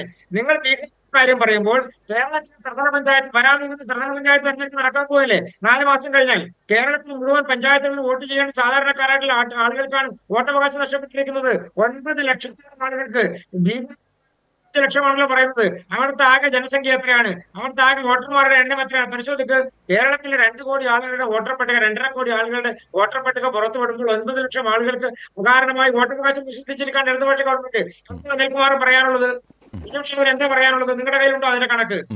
ഞാനതാ സൂചിപ്പിച്ചത്. നിങ്ങൾ ബീഹാറിലെ വോട്ടർ പട്ടിക ചർച്ച ചെയ്യുമ്പോൾ ബീഹാറിലെ വോട്ടർ പട്ടികയുമായി ബന്ധപ്പെട്ട് ഈ അതായത് എന്താണ് SIR, ഈ തീവ്ര പുനഃപരിശോധന, ഇതുമായി ബന്ധപ്പെട്ട് ഉയരുന്ന ആക്ഷേപങ്ങൾ, അനീതികൾ, ചോദ്യം ചെയ്യലുകൾ പ്രതിപക്ഷം വ്യാപകമായി ഉന്നയിക്കുന്ന കാര്യം, ഈ വിഷയത്തെ അഡ്രസ്സ് ചെയ്യാൻ എന്താണ് മോദി സർക്കാരിനും കേന്ദ്ര സർക്കാരിനും മടി? താങ്കൾ പറഞ്ഞല്ലോ ഇത്രയേറെ സുതാര്യമാണ്, ഇത്രയേറെ വ്യക്തതയുണ്ട് എന്ന് പറയുന്നുണ്ടെങ്കിൽ ഇത് ചർച്ച ചെയ്യുന്നതിലെ മടി എന്താണ് കേന്ദ്ര സർക്കാരിനെ സംബന്ധിച്ച്? അയ്യംഷാദെ, ഇതിൽ തെരഞ്ഞെടുപ്പ് കമ്മീഷന്റെ നടപടികളുമായി ബന്ധപ്പെട്ടുകൊണ്ട് നടക്കുന്ന കാര്യത്തിൽ ബീഹാറിൽ നടക്കുന്ന നടപടികൾ സുപ്രീം കോടതി ചോദ്യം ചെയ്തല്ലോ. എന്താ സ്റ്റേ കിട്ടിയോ? അതിന് നിയമ നടപടിയിൽ എന്തെങ്കിലും നടപടി ഉണ്ടായോ? കോടതിയിൽ ചോദ്യം ചെയ്തുകൊണ്ട് അവിടെ നിയമ നടപടിക്ക് ഒരുങ്ങിയല്ലോ. എന്തെങ്കിലും നടപടി സ്വീകരിക്കപ്പെട്ടോ? ഇല്ലല്ലോ. തെരഞ്ഞെടുപ്പ് കമ്മീഷൻ അതിന്റെ കണക്കുകൾ കൊടുത്തുകൊണ്ട് ഇപ്പോൾ ആ വിഷയത്തെ സംബന്ധിച്ച് സംസാരിക്കുന്നതിന് നമ്മളെ സംബന്ധിച്ച് പരിമിതികളുണ്ട്. അതിന്റെ പ്രധാനപ്പെട്ട കാരണം ആ വിഷയം സുപ്രീം കോടതി പരിഗണിച്ചുകൊണ്ടിരിക്കുകയാണ്. സുപ്രീം കോടതി തെരഞ്ഞെടുപ്പ് കമ്മീഷൻ അവരുടെ നിലപാടുകൾ വ്യക്തമാക്കിയിട്ടുണ്ട്. ഞാൻ അങ്ങയോട് തിരിച്ചു ചോദിക്കുന്ന മറ്റൊരു വിഷയമാണെന്നേ, ഇപ്പൊ ബീഹാറിലെ തെരഞ്ഞെടുപ്പും വരാൻ പോവുകയാണല്ലോ. തെരഞ്ഞെടുപ്പ് പ്രഖ്യാപിച്ചിട്ടില്ലല്ലോ. വോട്ടർ പട്ടിക പൂർത്തീകരിക്കാനും വോട്ടർ പട്ടികയിൽ ആളെ ചേർക്കാനും വോട്ടർ പട്ടിക നടപടികൾ പൂർത്തീകരിക്കാനുള്ള നടപടികളാണല്ലോ അവിടെ നടക്കുന്നത്. ഞാൻ അതുകൊണ്ടാണ് പറഞ്ഞത്, കേരളത്തിലെ ത്രിതല പഞ്ചായത്ത് തെരഞ്ഞെടുപ്പിന്റെ വോട്ടർ പട്ടികയുമായി ബന്ധപ്പെട്ടും വാർഡ് വിഭജനവുമായി ബന്ധപ്പെട്ടുകൊണ്ടും കേരളത്തിൽ ഉയർന്നു വന്നിരിക്കുന്ന ഏറ്റവും വലിയ ആരോപണം എന്താണ്? ഇടതുപക്ഷ ഗവൺമെന്റിന് വേണ്ടി വാർഡ് വിഭജനം നടത്തിയിരിക്കുന്നു, വാർഡ് വിഭജനത്തിന്റെ കാര്യത്തിൽ രാഷ്ട്രീയം നടത്തിയിരിക്കുന്നു, വാർഡുകൾ വിഭജിച്ചിരിക്കുന്നത് ആ രാഷ്ട്രീയത്തിന്റെ അടിസ്ഥാനത്തിലാണ്. ആ വാർഡ് വിഭജനം തെറ്റായ രീതിയിലാണ് നടന്നിട്ടുള്ളത്. ഇനി രണ്ടാമത്തെ വിഷയം, 9 ലക്ഷത്തോളം വരുന്ന കേരളത്തിലെ സാധാരണക്കാരായിട്ടുള്ള ആളുകൾക്ക് ത്രിതല പഞ്ചായത്ത് തെരഞ്ഞെടുപ്പിൽ വോട്ടവകാശം നിഷേധിക്കപ്പെട്ടിരിക്കുന്നു. ആരായതിന് ഉത്തരവാദി? ഈ സംസ്ഥാന ഗവൺമെന്റല്ലേ? എന്ത് വാദങ്ങളാണ് ശ്രീ അനിൽകുമാർ, താങ്കൾ നേരത്തെ കൈ ഉയർത്തിയിരുന്നു, അതടക്കം ഇതിനൊരു മറുപടി. അതായത് ബീഹാറിനെ കുറിച്ച് ചോദിക്കുമ്പോൾ വാർഡ് വിഭജനവുമായി ബന്ധപ്പെട്ട കാര്യങ്ങളാണ് ഈ പഞ്ചായത്ത് തലത്തിൽ, തദ്ദേശ സ്വയംഭരണ തലത്തിൽ ഉള്ളതിനെ സംബന്ധിച്ചാണ് അദ്ദേഹം മറുപടിയായി പറയുന്നത്.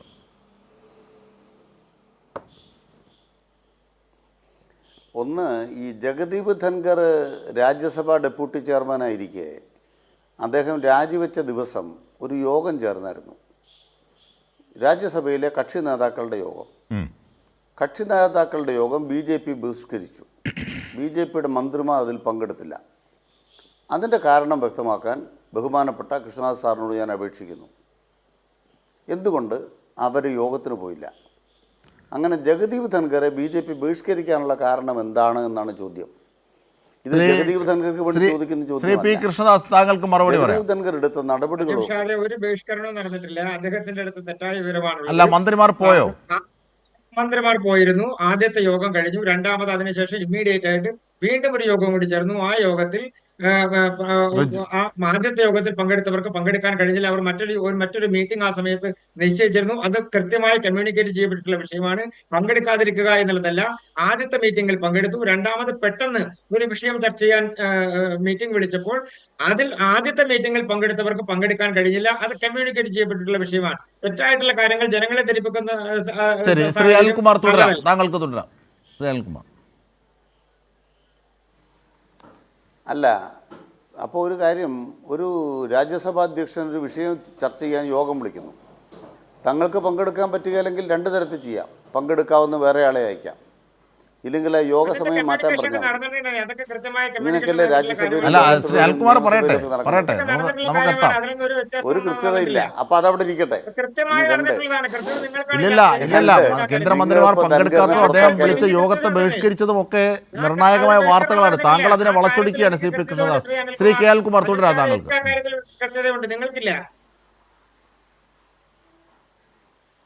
നിങ്ങളിപ്പോ ധൻഖറിനെ മാറ്റിയിട്ട് ചിലപ്പോൾ വേറൊരാളെ അവിടെ കൊണ്ടുവന്നിരിക്കും. മോഹൻ ഭഗവതിനെ അവിടെ കൊണ്ടുവന്നിരിക്കും. ഇപ്പോൾ ആരിഫ് മുഹമ്മദ് ഖാനെ മാറ്റിയിട്ട് ആർലേക്കറെ കൊണ്ടുവന്നില്ലേ? നിങ്ങളുടെ കൂട്ടത്തിലുള്ള ചോയ്സിനെ കൊണ്ടിരുന്നതിൽ ഞങ്ങൾക്ക് ഞങ്ങൾ ഉന്നയിക്കും. ഞാൻ പറയട്ടെ സാർ,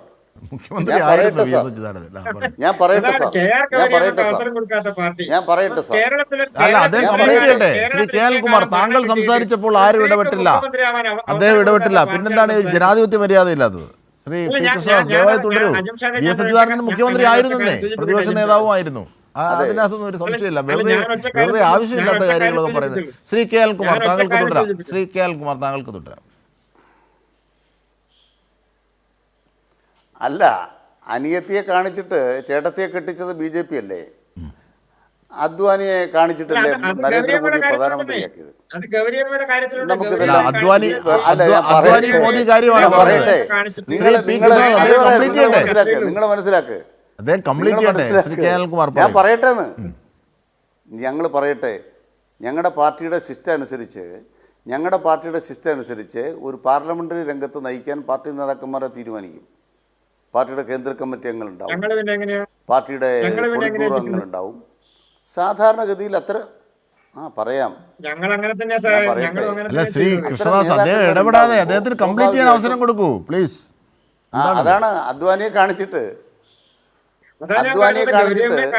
വെറുക്കപ്പെട്ട മോദിയെ സ്ഥാനാർത്ഥിയാക്കി ജയിപ്പിച്ച കാര്യമൊക്കെ നമുക്കറിയാം. അതവിടെ നിൽക്കട്ടെ. ഞാൻ പറയട്ടെ. അല്ല, പറയട്ടെ, അദ്ദേഹം കംപ്ലീറ്റ് ചെയ്യട്ടെ. അതെ, ഗൗരിയമ്മയെ കാണിച്ചിട്ടില്ല. അതൊക്കെ നിങ്ങൾ പറയണ്ട. അതെ, അതൊക്കെ കഴിഞ്ഞതാണ്. വെറുതെ സമയം കളയാനുള്ള തന്ത്രമാണ് അദ്ദേഹത്തിന്റെ. കേന്ദ്ര കമ്മിറ്റിയിലും ആരൊക്കെയായിരുന്നു?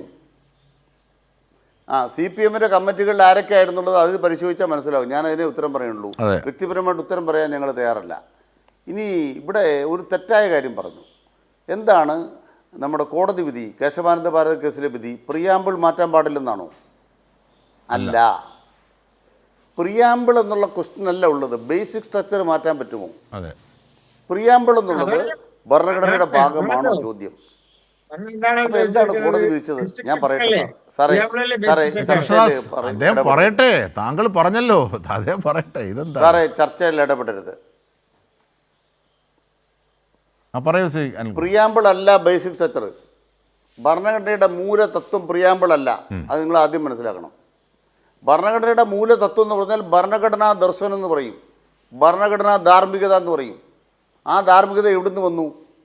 അത് അശോക ചക്രം തൊട്ടിങ്ങോട്ട് നോക്കാം. അശോകധമ, അശോകൻ്റെ ധമ, ധർമ്മമല്ല ധമ. നമുക്കത് വേണേൽ വേറെ പറയാം, അത് വേറെ നേരെ എടുക്കും. അതുകൊണ്ട് ആ ബേസിക് സ്ട്രക്ചറൊക്കെ ചർച്ച ചെയ്യപ്പെട്ടിട്ടുണ്ട്. അതൊക്കെ നമ്മുടെ പിന്നെ ഭരണഘടനാ നിർമ്മാണ സഭയുടെ ഡോക്യുമെൻറ്റ്സ് വായിച്ചാൽ അറിയാം. അതൊന്നും BJP നേതാക്കന്മാർക്ക് ഞാൻ ക്ലാസ് എടുക്കാൻ ഉദ്ദേശിക്കുന്നില്ല. മൊത്തം കത്തിക്കാൻ നടക്കുന്നവർക്ക് എന്ത് ക്ലാസ്? അതുകൊണ്ട് പറയാൻ ഒറ്റ കാര്യമുള്ളൂ, ബേസിക് സ്ട്രക്ചറിൽ സോഷ്യലിസം ഉണ്ട്, ബേസിക് സ്ട്രക്ചറിൽ സെക്യുലറിസം ഉണ്ട്. അത് അടിച്ചു പൊളിച്ച് മനുസ്മൃതി കൊണ്ടുവരണം എന്നാണ് നിങ്ങളുടെ വാദം. നടക്കൂല, ഇതാണ് തർക്കം. ധൻഖറിൻ്റെ വാദം അതാണ്, നടക്കൂല, ഇതാണ് ഞങ്ങളുടെ തർക്കം. ഇനി ഇവിടെ പറഞ്ഞു ചൈനയിൽ എന്ത് സംഭവിച്ചു, റഷ്യയിൽ എന്ത് സംഭവിച്ചു. ചുമ്മാ അങ്ങനെ പറയരുത്. ഫാസിസം എന്നൊക്കെ പറഞ്ഞാൽ ജനകോടികൾ യുദ്ധത്തിലൂടെ തോപ്പിച്ച സാധന ഫാസിസം. ഹിറ്റ്ലർ ആത്മഹത്യ ചെയ്തു. മുസോളിനിക്ക് എന്ത് സംഭവിച്ചു? അവർക്ക് ചരിത്രത്തിൽ വാണോ? പിന്നെ നരേന്ദ്രമോദി വാഴാൻ പോവാണോ? ട്രംപ് വാഴാൻ പോവാണോ? നിങ്ങളങ്ങ് തെറ്റിദ്ധരിക്കേണ്ട കാര്യമില്ല. ഫാസിസത്തിനൊക്കെ അന്ത്യമുണ്ട്. അതാണ് ലോക ചരിത്രം. ഇപ്പം ചൈന എന്ന് പറഞ്ഞപ്പോൾ എന്തോ ഒരു കാര്യം പറഞ്ഞു. ഈ റഷ്യ എന്നല്ലേ എണ്ണ വാങ്ങിച്ചുകൊണ്ടിരിക്കുന്നത്? 10 രൂപ വില കൊടുത്തല്ലേ എണ്ണ വാങ്ങിക്കുന്നത്? ഇന്ത്യൻ രൂപ കൊടുത്ത് എണ്ണ വാങ്ങിച്ചുകൊണ്ടിരിക്കുകയല്ലേ? നമ്മുടെ ട്രംപ് പറഞ്ഞല്ലോ, അമേരിക്കൻ പ്രസിഡന്റ് പറഞ്ഞല്ലോ, എണ്ണ വാങ്ങിക്കരുത് കേട്ടോ, ബ്രിക്സ് രാജ്യങ്ങളെ ചുട്ടിടുവേൻ. ചുട്ടോ? നരേന്ദ്രമോദിക്ക് എന്താ നിർത്താത്തത്, എണ്ണ വാങ്ങൽ നിർത്താത്തത്? റഷ്യ, ചൈന, ഇന്ത്യ ബ്രിക്സിനകത്തുണ്ടത്. ബ്രിക്സിൻ്റെ ഫുൾ ഫോം എന്താണെന്നറിയോ?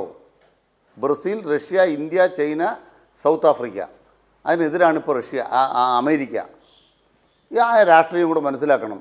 കുറഞ്ഞ വിലയ്ക്ക് അവിടുന്ന് എണ്ണ എടുത്തുകൊണ്ട് വന്നിട്ട് അംബാനി അദാനി അടിച്ചുകൊണ്ടിരിക്കുകയാണ് കേട്ടോ. ഇന്ത്യക്കാരന് ഗുണമൊന്നും കിട്ടത്തില്ല. അതിന് കൂട്ടു നിൽക്കുകയാണ് നരേന്ദ്രമോദി. പിന്നെ ചൈനയോടുള്ള വിരോധം കൊണ്ടാണല്ലോ PM കെയർ ട്രസ്റ്റിൽ നിന്ന് ഇങ്ങനെ ഒഴുകുന്നത്, ചൈനയിൽ നിന്ന് പണം ഇങ്ങോട്ട് ഒഴുകുന്നത്. അതിന് കണക്ക് പോലും പുറത്തു വിടുന്നില്ല. അപ്പോൾ നമ്മൾ ചൈനയുടെയും റഷ്യയുടെയും കഥയൊക്കെ അവിടെ നിൽക്കട്ടെ.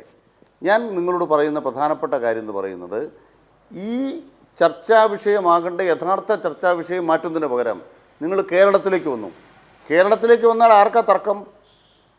നാളെ വോട്ടർ പട്ടിക പേര് ചേർക്കാം. നിങ്ങൾ എന്ത് ഹാജരാക്കണം? നിങ്ങളുടെ റേഷൻ കാർഡ് ഹാജരാക്കണം, നിങ്ങളുടെ ആധാർ കാർഡ് ഹാജരാക്കൂ.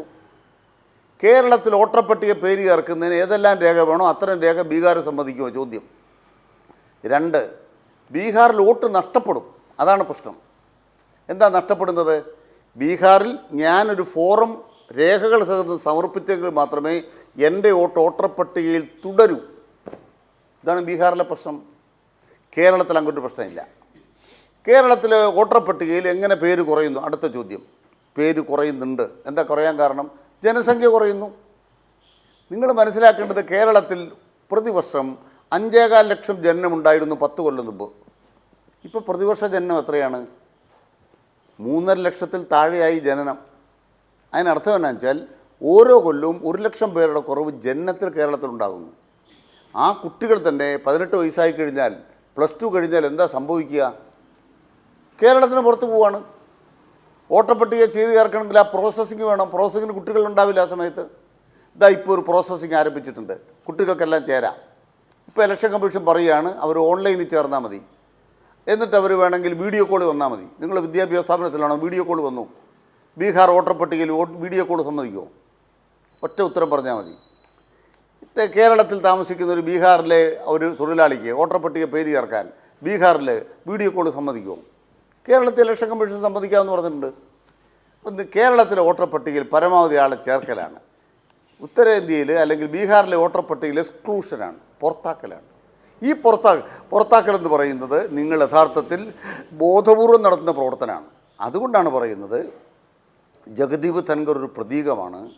അദ്ദേഹത്തിൻ്റെ ആവശ്യങ്ങളോട് ചിലപ്പോൾ BJPക്ക് നടത്തി കൊടുക്കാൻ പറ്റി കാണുകയില്ല. വേണ്ടാത്ത പണികളെല്ലാം അദ്ദേഹത്തെ കൊണ്ട് ചെയ്യിച്ചു. കൂടുതൽ ഡിമാൻഡ് ചെയ്ത് കാണും.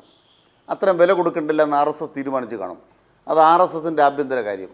ഞങ്ങൾ ഉന്നയിക്കുന്ന യഥാർത്ഥ പ്രശ്നം ഇന്ത്യൻ പാർലമെൻറ്റ്, ഇന്ത്യയുടെ തെരഞ്ഞെടുപ്പ് കമ്മീഷൻ, ഇന്ത്യ രാജ്യത്തിൻ്റെ നീതിന്യായ സംവിധാനം, ഇന്ത്യ രാജ്യത്തിൻ്റെ മിലിട്ടറി, എല്ലാ മേഖലകളിലും ഇന്ത്യ ഗവൺമെൻറ് എടുക്കുന്ന തെറ്റാണ്.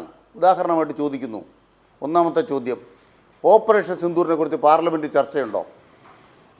ഓപ്പറേഷൻ സിന്ദൂറിനെ കുറിച്ച് ചർച്ച ചെയ്യാൻ പാർലമെൻറ്റ് അംഗങ്ങളെ ലോകം മുഴുവൻ വിട്ടു. പാർലമെൻറ്റ് അംഗങ്ങൾ ലോകം മുഴുവൻ ഓപ്പറേഷൻ സിന്ദൂറിനെ കുറിച്ച് പറയാൻ വിട്ടിരിക്കുകയാണ്. ആ പാർലമെൻറ്റ് അംഗങ്ങളെ ഇന്ത്യൻ പാർലമെൻറ്റിൽ ആ കാര്യം പറയാൻ സമ്മതിക്കില്ല. പിന്നെ തലതിരിഞ്ഞ നയമല്ലേ മോദി നടപ്പാക്കണത്? എന്താ പ്രധാനമന്ത്രിക്ക് ഇന്ത്യൻ പാർലമെൻറ്റിൽ ഓപ്പറേഷൻ സിന്ദൂറിനെ ചർച്ച ചെയ്താലുള്ള പ്രശ്നം? അത് ഞാൻ ഉത്തരം പറയാം. ഉത്തരം ഒറ്റക്കാരിയേ ഉള്ളൂ. അങ്ങ് നമ്മുടെ ഒരു പ്രധാനപ്പെട്ട പട്ടാള ഉദ്യോഗസ്ഥൻ തന്നെ ഇതുമായി ബന്ധപ്പെട്ട് സിംഗപ്പൂരിൽ വെച്ചൊരു ഇൻ്റർവ്യൂ കൊടുത്തിട്ടുണ്ട്, ഇന്ത്യയുടെ നഷ്ടങ്ങളെക്കുറിച്ച്. അദ്ദേഹം പറഞ്ഞു, നഷ്ടങ്ങളെക്കുറിച്ചല്ല നിങ്ങൾ ചിന്തിക്കേണ്ടത്, ആത്യന്തികമായ ഫലത്തെക്കുറിച്ചാണ്. ആത്യന്തികമായി പാകിസ്ഥാനെ തോൽപ്പിച്ചു, അതിനിടയ്ക്ക് കുറേ നഷ്ടമൊക്കെ ഉണ്ടായി. റഫേലിൻ്റെ കാര്യത്തിൽ ചോദിച്ചപ്പോഴാണ് പറഞ്ഞത്, റഫേൽ പോയെന്ന് പറഞ്ഞില്ല. പാർലമെൻറ്റിൽ ചർച്ച ചെയ്യുമോ? പാർലമെൻറ്റിൽ ചർച്ച ചെയ്യാതെ ഒളിച്ചോടിക്കൊണ്ടിരിക്കുകയാണ്. നരേന്ദ്രമോദി എവിടെ പോയിരിക്കുകയെന്നറിയോ? അംബാനി അദാനിയും കൂട്ടി ഗാനയ്ക്ക് പോയിരിക്കുകയാണ്. ഗാനയിൽ എന്തിനാണ് പോയിരിക്കുന്നത്? അവിടെ ഖനികൾ ഉണ്ടാക്കാൻ പോയിരിക്കുകയാണ്. ആർക്കാണ് ഖനി? നമ്മുടെ ഇന്ത്യയിലെ പൊതുമേഖലാ സ്ഥാപനത്തിനല്ല. അവർ ഖനി ഉണ്ടാക്കുന്നത് ഇന്ത്യൻ കോർപ്പറേറ്റ് മുതലാളിക്കാണ്. അമേരിക്കയിൽ നിന്ന് ചങ്ങലക്കിട്ട് ഇന്ത്യയിലെ മനുഷ്യനെ അവിടുന്ന് ഇങ്ങോട്ടേക്ക് അമേരിക്കയുടെ വിമാനത്തിൽ ഇങ്ങോട്ട് കടത്തുന്നു, കയ്യിലും കാലയിലും ചങ്ങലയിട്ട്. ഇവിടുന്ന് മൂലധന ശക്തികളെ നരേന്ദ്രമോദി തോളത്ത് കൈയിട്ട് വിമാനത്തെ കയറ്റി നമ്മുടെ കാശിന് ഗാനെ കൊണ്ടിറക്കി അവിടെ ബിസിനസ്സുകാരാക്കുന്നു. ഇതാണ് ചെങ്ങാത്ത മുതലാളിത്തം. ഇതിനാണ് നവഫാസിസം നടപ്പാക്കിക്കൊണ്ടിരിക്കുന്നത്. അതിനൊക്കെ മൂടുപടങ്ങളും മറയുമാണ് ഉപരാഷ്ട്രപതിയും ഈ ജഗദീപ് ധൻഖറും ഒക്കെ. ഇത്തരം തർക്കങ്ങൾ കൊണ്ട് യഥാർത്ഥത്തിൽ ഇന്ത്യൻ രാഷ്ട്രീയത്തിൽ പ്രധാനമായും സംഭവിക്കാൻ പോകുന്നില്ല. പക്ഷെ നിങ്ങൾ തുറന്നു കാട്ടപ്പെടുന്നുണ്ടെന്ന് RSS മനസ്സിലാക്കണം, BJP മനസ്സിലാക്കണം. ഇതാണ് ഞങ്ങളുടെ വാദം. തീർച്ചയായും ശ്രീ സെബാസ്റ്റ്യൻ പോൾ, അതായത് ഈ ജനാധിപത്യം എന്നത് കേവലം തെരഞ്ഞെടുപ്പ് മാത്രമല്ല, അത് വീട്ടിൽ നിന്ന് തുടങ്ങേണ്ട ഒരു മഹാപ്രക്രിയയാണ്, സ്വഭാവമാണ്. അതൊക്കെ ശരിയാണ്. താങ്കൾ അടക്കമുള്ളവർ അത്തരം ജനാധിപത്യത്തിൻ്റെ വിശാലാർത്ഥത്തിലെ വക്താക്കളാണ്. പക്ഷേ ഈ ജനാധിപത്യത്തിൻ്റെ അടിസ്ഥാനം എന്ന് പറയുന്നത് ഈ തെരഞ്ഞെടുപ്പുമായി ബന്ധപ്പെട്ട് കൂടിയാണ്. തങ്ങളുടെ ഭരണാധികാരിയെ ഞങ്ങൾ തിരഞ്ഞെടുക്കണം. ആകെ ഇന്ന് ഇന്ത്യക്കാർക്ക് ഉറപ്പായി ശേഷിക്കുന്ന ഒരവകാശം എന്നത് വോട്ടവകാശമാണ്. അതുപോലും തട്ടിക്കളയാണ്. ആധാർ കാർഡ് കൊണ്ടുപിടിച്ച് നടപ്പാക്കിയ ആധാർ കാർഡ് പോലും തെരഞ്ഞെടുപ്പ് രേഖയാകണമെന്ന് പറയാൻ സുപ്രീം കോടതി വേണ്ടി വന്നു. അങ്ങനെ സുപ്രീം കോടതിയുടെ നിർബന്ധത്തിന് വഴങ്ങിയാണ് യഥാർത്ഥത്തിൽ ആധാർ കാർഡ് പോലും. ഈ ബീഹാറിൽ നടക്കുന്ന തെരഞ്ഞെടുപ്പ് പ്രക്രിയകളുടെ കാര്യത്തിലുള്ള, വോട്ടർ പട്ടികയുടെ കാര്യത്തിലുള്ള തീവ്ര പുനഃപരിശോധനയുമായി ബന്ധപ്പെട്ട കാര്യങ്ങൾ, ഇതടക്കമുള്ളവ ജനാധിപത്യ വിരുദ്ധമാണ്. പാർലമെൻറ്റിൽ ഇതൊക്കെ ചർച്ച ചെയ്യുന്നതിനും ഇവർക്ക് മടി. എന്താണ്, എങ്ങോട്ടേക്കാണ് ഇന്ത്യൻ ജനാധിപത്യത്തെ, ഇന്ത്യ എന്ന ആശയത്തെ ഇവർ കൊണ്ടുപോകുന്നതെന്ന ചോദ്യം പ്രസക്തമല്ലേ അവിടെ, ശ്രീ സെബാസ്റ്റ്യൻ പോൾ? അല്ല, പാർലമെൻ്ററി ജനാധിപത്യത്തിൽ വിശ്വാസമില്ലാത്തവരും പാർലമെൻ്ററി ഡെമോക്രസിയെ അട്ടിമറിക്കാൻ ശ്രമിക്കുന്നവരുമാണ് BJP. അതവരുടെ പരസ്യമാക്കപ്പെട്ട നയമാണ്. അവർക്ക് വേണ്ടത് അമേരിക്കൻ മാതൃകയിലുള്ള പ്രസിഡൻഷ്യൽ രീതിയാണ്. അത് നടക്കുമോ നടക്കാതിരിക്കുമോ അതൊക്കെ മറ്റു കാര്യങ്ങളാണ്. പക്ഷേ ഇപ്പോൾ പാർലമെൻറ്റ് സമ്മേളിക്കുമ്പോൾ ഒരു മന്ത്രിയുടെ രാജി ഉണ്ടായാൽ പോലും ആ രാജി എന്തുകൊണ്ട് എന്ന് പാർലമെൻറ്റിൽ വിശദീകരിക്കും. ഇവിടെ പാർലമെൻറ്റ് സമ്മേളിച്ച് ഒരു ദിവസം കഴിഞ്ഞപ്പോൾ ആ സഭയുടെ അധ്യക്ഷനായ ഉപരാഷ്ട്രപതി രാജിവെച്ചിരിക്കുകയാണ്. അക്കാര്യം ആ സഭ അറിയണ്ടേ? രാജ്യസഭയെ ആ കാര്യം അറിയിക്കേണ്ടതല്ലേ? മാത്രമല്ല, ഉപരാഷ്ട്രപതി എന്ന് പറയുമ്പോൾ രാജ്യസഭ മാത്രമല്ല, രാജ്യസഭയും ലോക്സഭയും ചേർന്ന പാർലമെൻറ്റിൽ ആ കാര്യം ഈ പാർലമെൻറ്റ് സമ്മേളിച്ചുകൊണ്ടിരിക്കുന്ന അവസരത്തിൽ അത് പറയണം. അതിൽ കൂടുതൽ കാര്യങ്ങൾ അന്വേഷിക്കുന്നതിനോ ചോദ്യങ്ങൾ ചോദിക്കുന്നതിനോ പ്രതിപക്ഷത്തെ അനുവദിക്കണം. ചുരുക്കി പറഞ്ഞാൽ അതവിടെ ഒരു ചർച്ചയ്ക്ക് വിഷയമാകണം. അത് ചെയ്യാതെ എന്താണ് കാരണം എന്ന് പറഞ്ഞാൽ അത് ഞങ്ങൾ അറിയിക്കില്ല, ഞങ്ങൾ പരസ്യമാക്കില്ല, പാർലമെൻറ്റിനെ അറിയിക്കില്ല, ജനങ്ങളെയും അറിയിക്കില്ല എന്ന് പറഞ്ഞാൽ നമ്മളിപ്പോൾ ഈ ചർച്ച ചെയ്ത് വന്ന കാര്യങ്ങളുള്ളൂ. ജനാധിപത്യത്തിൻ്റെ അടിസ്ഥാന തത്വങ്ങളിലുള്ള അവിശ്വാസവും അത് അടിത്തറ തന്നെ നശിപ്പിക്കുന്നതിനുള്ള പരിശ്രമവും അതെല്ലാം ചേർന്ന കാര്യങ്ങൾ മുന്നോട്ട് പോയിക്കൊണ്ടിരിക്കുമ്പോൾ അവരുടെ ഏറ്റവും വലിയ ഒരു പിണിയാളെന്നോ കിങ്കരനെന്നോ ഒക്കെ വിശേഷിപ്പിക്കാവുന്ന ഉപരാഷ്ട്രപതിയാണ് ധൻഖർ. അദ്ദേഹം അവർക്ക് വേണ്ടിയാണ് പ്രവർത്തിക്കുന്നത്. അദ്ദേഹത്തിൻ്റെ നിലപാടുകൾ നമുക്കറിയാം. കേശവാനന്ദ ഭാരതി കേസിനെ മുൻനിർത്തി, ഭരണഘടനയുടെ ബേസിക് സ്ട്രക്ചറിനെ മുൻനിർത്തി, പാർലമെൻ്ററി ജനാധിപത്യത്തെ മുൻനിർത്തി, പാർലമെൻറ്റാണോ ജുഡീഷ്യറിയാണോ ആധിപത്യം ഉള്ളത് എന്ന ചോദ്യത്തിനുള്ള അവരുടെ നിലപാട്, ഇതെല്ലാം ചേർന്ന് വരുമ്പോൾ ഇന്ദിരാഗാന്ധി എപ്രകാരമാണോ അന്ന് ഏകാധിപത്യ പ്രവണത കാണിച്ചത്, അതിൻ്റെ ഒരു പരമാകാഷ്ഠയിൽ ഇപ്പോൾ BJP എത്തി നിൽക്കുകയാണ്. അപ്പോൾ തങ്ങളുടെ സ്വന്തം, തങ്ങളുടെ ഉപകരണം, തങ്ങളുടെ ഏറ്റവും മൂർച്ചയുള്ള ആയുധം ആയി പ്രവർത്തിച്ചിരുന്ന ജഗദീപ് ധൻഖർ എങ്ങനെ ഇപ്പോൾ അവർക്ക് അനഭിമതനായി? രോഗവും പനിയുമൊക്കെ, പനിയാണ് ക്ലാസ്സിൽ വന്നില്ല എന്നൊക്കെ പറയുന്നത് സ്കൂൾ കുട്ടികൾക്ക് അറിയാവുന്ന ഒരു ഒഴികഴിവാണ്. ഇവിടെ അങ്ങനെ പറഞ്ഞാൽ പോരല്ലോ. എന്താണ് പ്രശ്നം? ഒരു ഉപരാഷ്ട്രപതി രാജിവെച്ച് പോകത്തക്ക രീതിയിൽ എന്താണ് ഇന്ത്യയിലൊരു പ്രശ്നമുണ്ടായിരിക്കുന്നത്? അവിടെ ഒരു പ്രശ്നമുണ്ട് എന്ന കാര്യത്തിൽ സംശയമൊന്നുമില്ല. ആ പ്രശ്നം എന്ന് പറയുന്നത് എന്തിൻ്റെ മുന്നോടിയാണ്, എന്തിൻ്റെ സൂചനയാണ്? അപ്പോൾ അദ്ദേഹത്തെ ഇപ്പോൾ ഈ 3-ാം വർഷം രാജിവെപ്പിച്ച് അടുത്ത 2 വർഷം മറ്റൊരാളെ ഉപരാഷ്ട്രപതിയാക്കുന്നതിനുള്ള ശ്രമമൊന്നും ആയിരിക്കില്ലല്ലോ. അത് ചിലപ്പോൾ മന്ത്രിമാരെ, ഘടകകക്ഷികൾ മന്ത്രിസ്ഥാനം കൊടുക്കുന്നതിനൊക്കെ ചെയ്യാറുണ്ട്. ഇതങ്ങനെയൊന്നുമല്ല. ഇവിടെ ഇപ്പോൾ വളരെ കാതലായ മൗലികമായ എന്തോ ഒരു വിഷയം ധൻഖറിനെ അടിസ്ഥാനമാക്കി, അല്ലെങ്കിൽ ധൻഖറിനെ കേന്ദ്രബിന്ദുവാക്കി സംഭവിച്ചിരിക്കുന്നു. അതെന്ത് എന്ന് നമ്മൾ അറിയാതിരിക്കില്ല. പക്ഷേ അത് പാർലമെൻ്ററി മര്യാദയനുസരിച്ച് പാർലമെൻറ്റിൽ ആ കാര്യം പറയുകയും അവിടെ ഒരു ചർച്ച, ഒരു വിശദീകരണത്തിനുള്ള അവസരം അത് നൽകുകയും വേണം. ശ്രീ പി കൃഷ്ണദാസ്, രാജ്യത്തിൻ്റെ വിവിധ കോണുകളുടെ സംശയങ്ങൾ, ആശങ്കകൾ, സംശയങ്ങൾ, ഇതുമായി ബന്ധപ്പെട്ട ദുരൂഹതകളൊക്കെ നമ്മൾ മനസ്സിലാക്കിയില്ല. ഞാനൊരു ഒറ്റ കാര്യം ചോദിച്ചു, നമുക്ക് ചർച്ച അതിൻ്റെ വൈൻഡപ്പിൻ്റെ ഘട്ടത്തിലേക്ക് പോകുന്നു. ചുരുക്കി പറയണം, ഈ ധൻഖർ ആരോഗ്യ പ്രശ്നവുമായി ബന്ധപ്പെട്ടാണല്ലോ BJPയുടെ വേർഷൻ അനുസരിച്ച് രാജിവെക്കുന്നത്. അങ്ങനെയാണെങ്കിൽ അദ്ദേഹത്തിന് ഉചിതമായൊരു യാത്രയയപ്പ് നൽകിക്കൂടെ? ശ്രീ പി കൃഷ്ണ.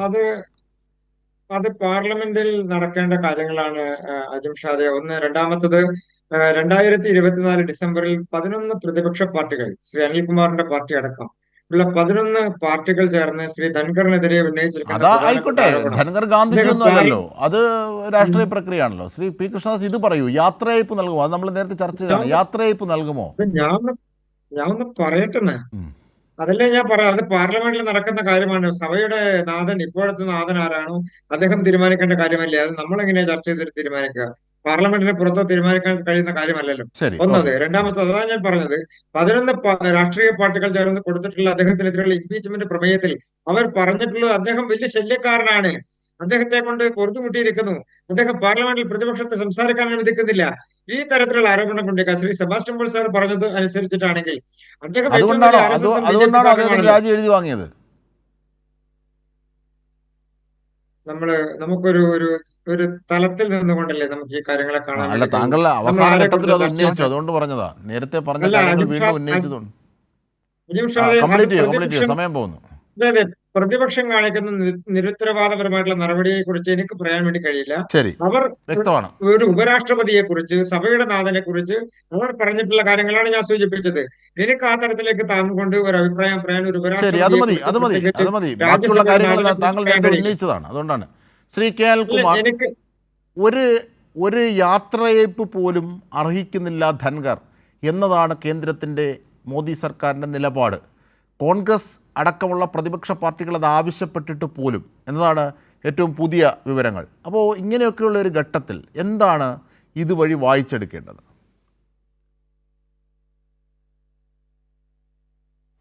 അല്ല, ലോകസഭയ്ക്ക് ഡെപ്യൂട്ടി സ്പീക്കറുണ്ടോ?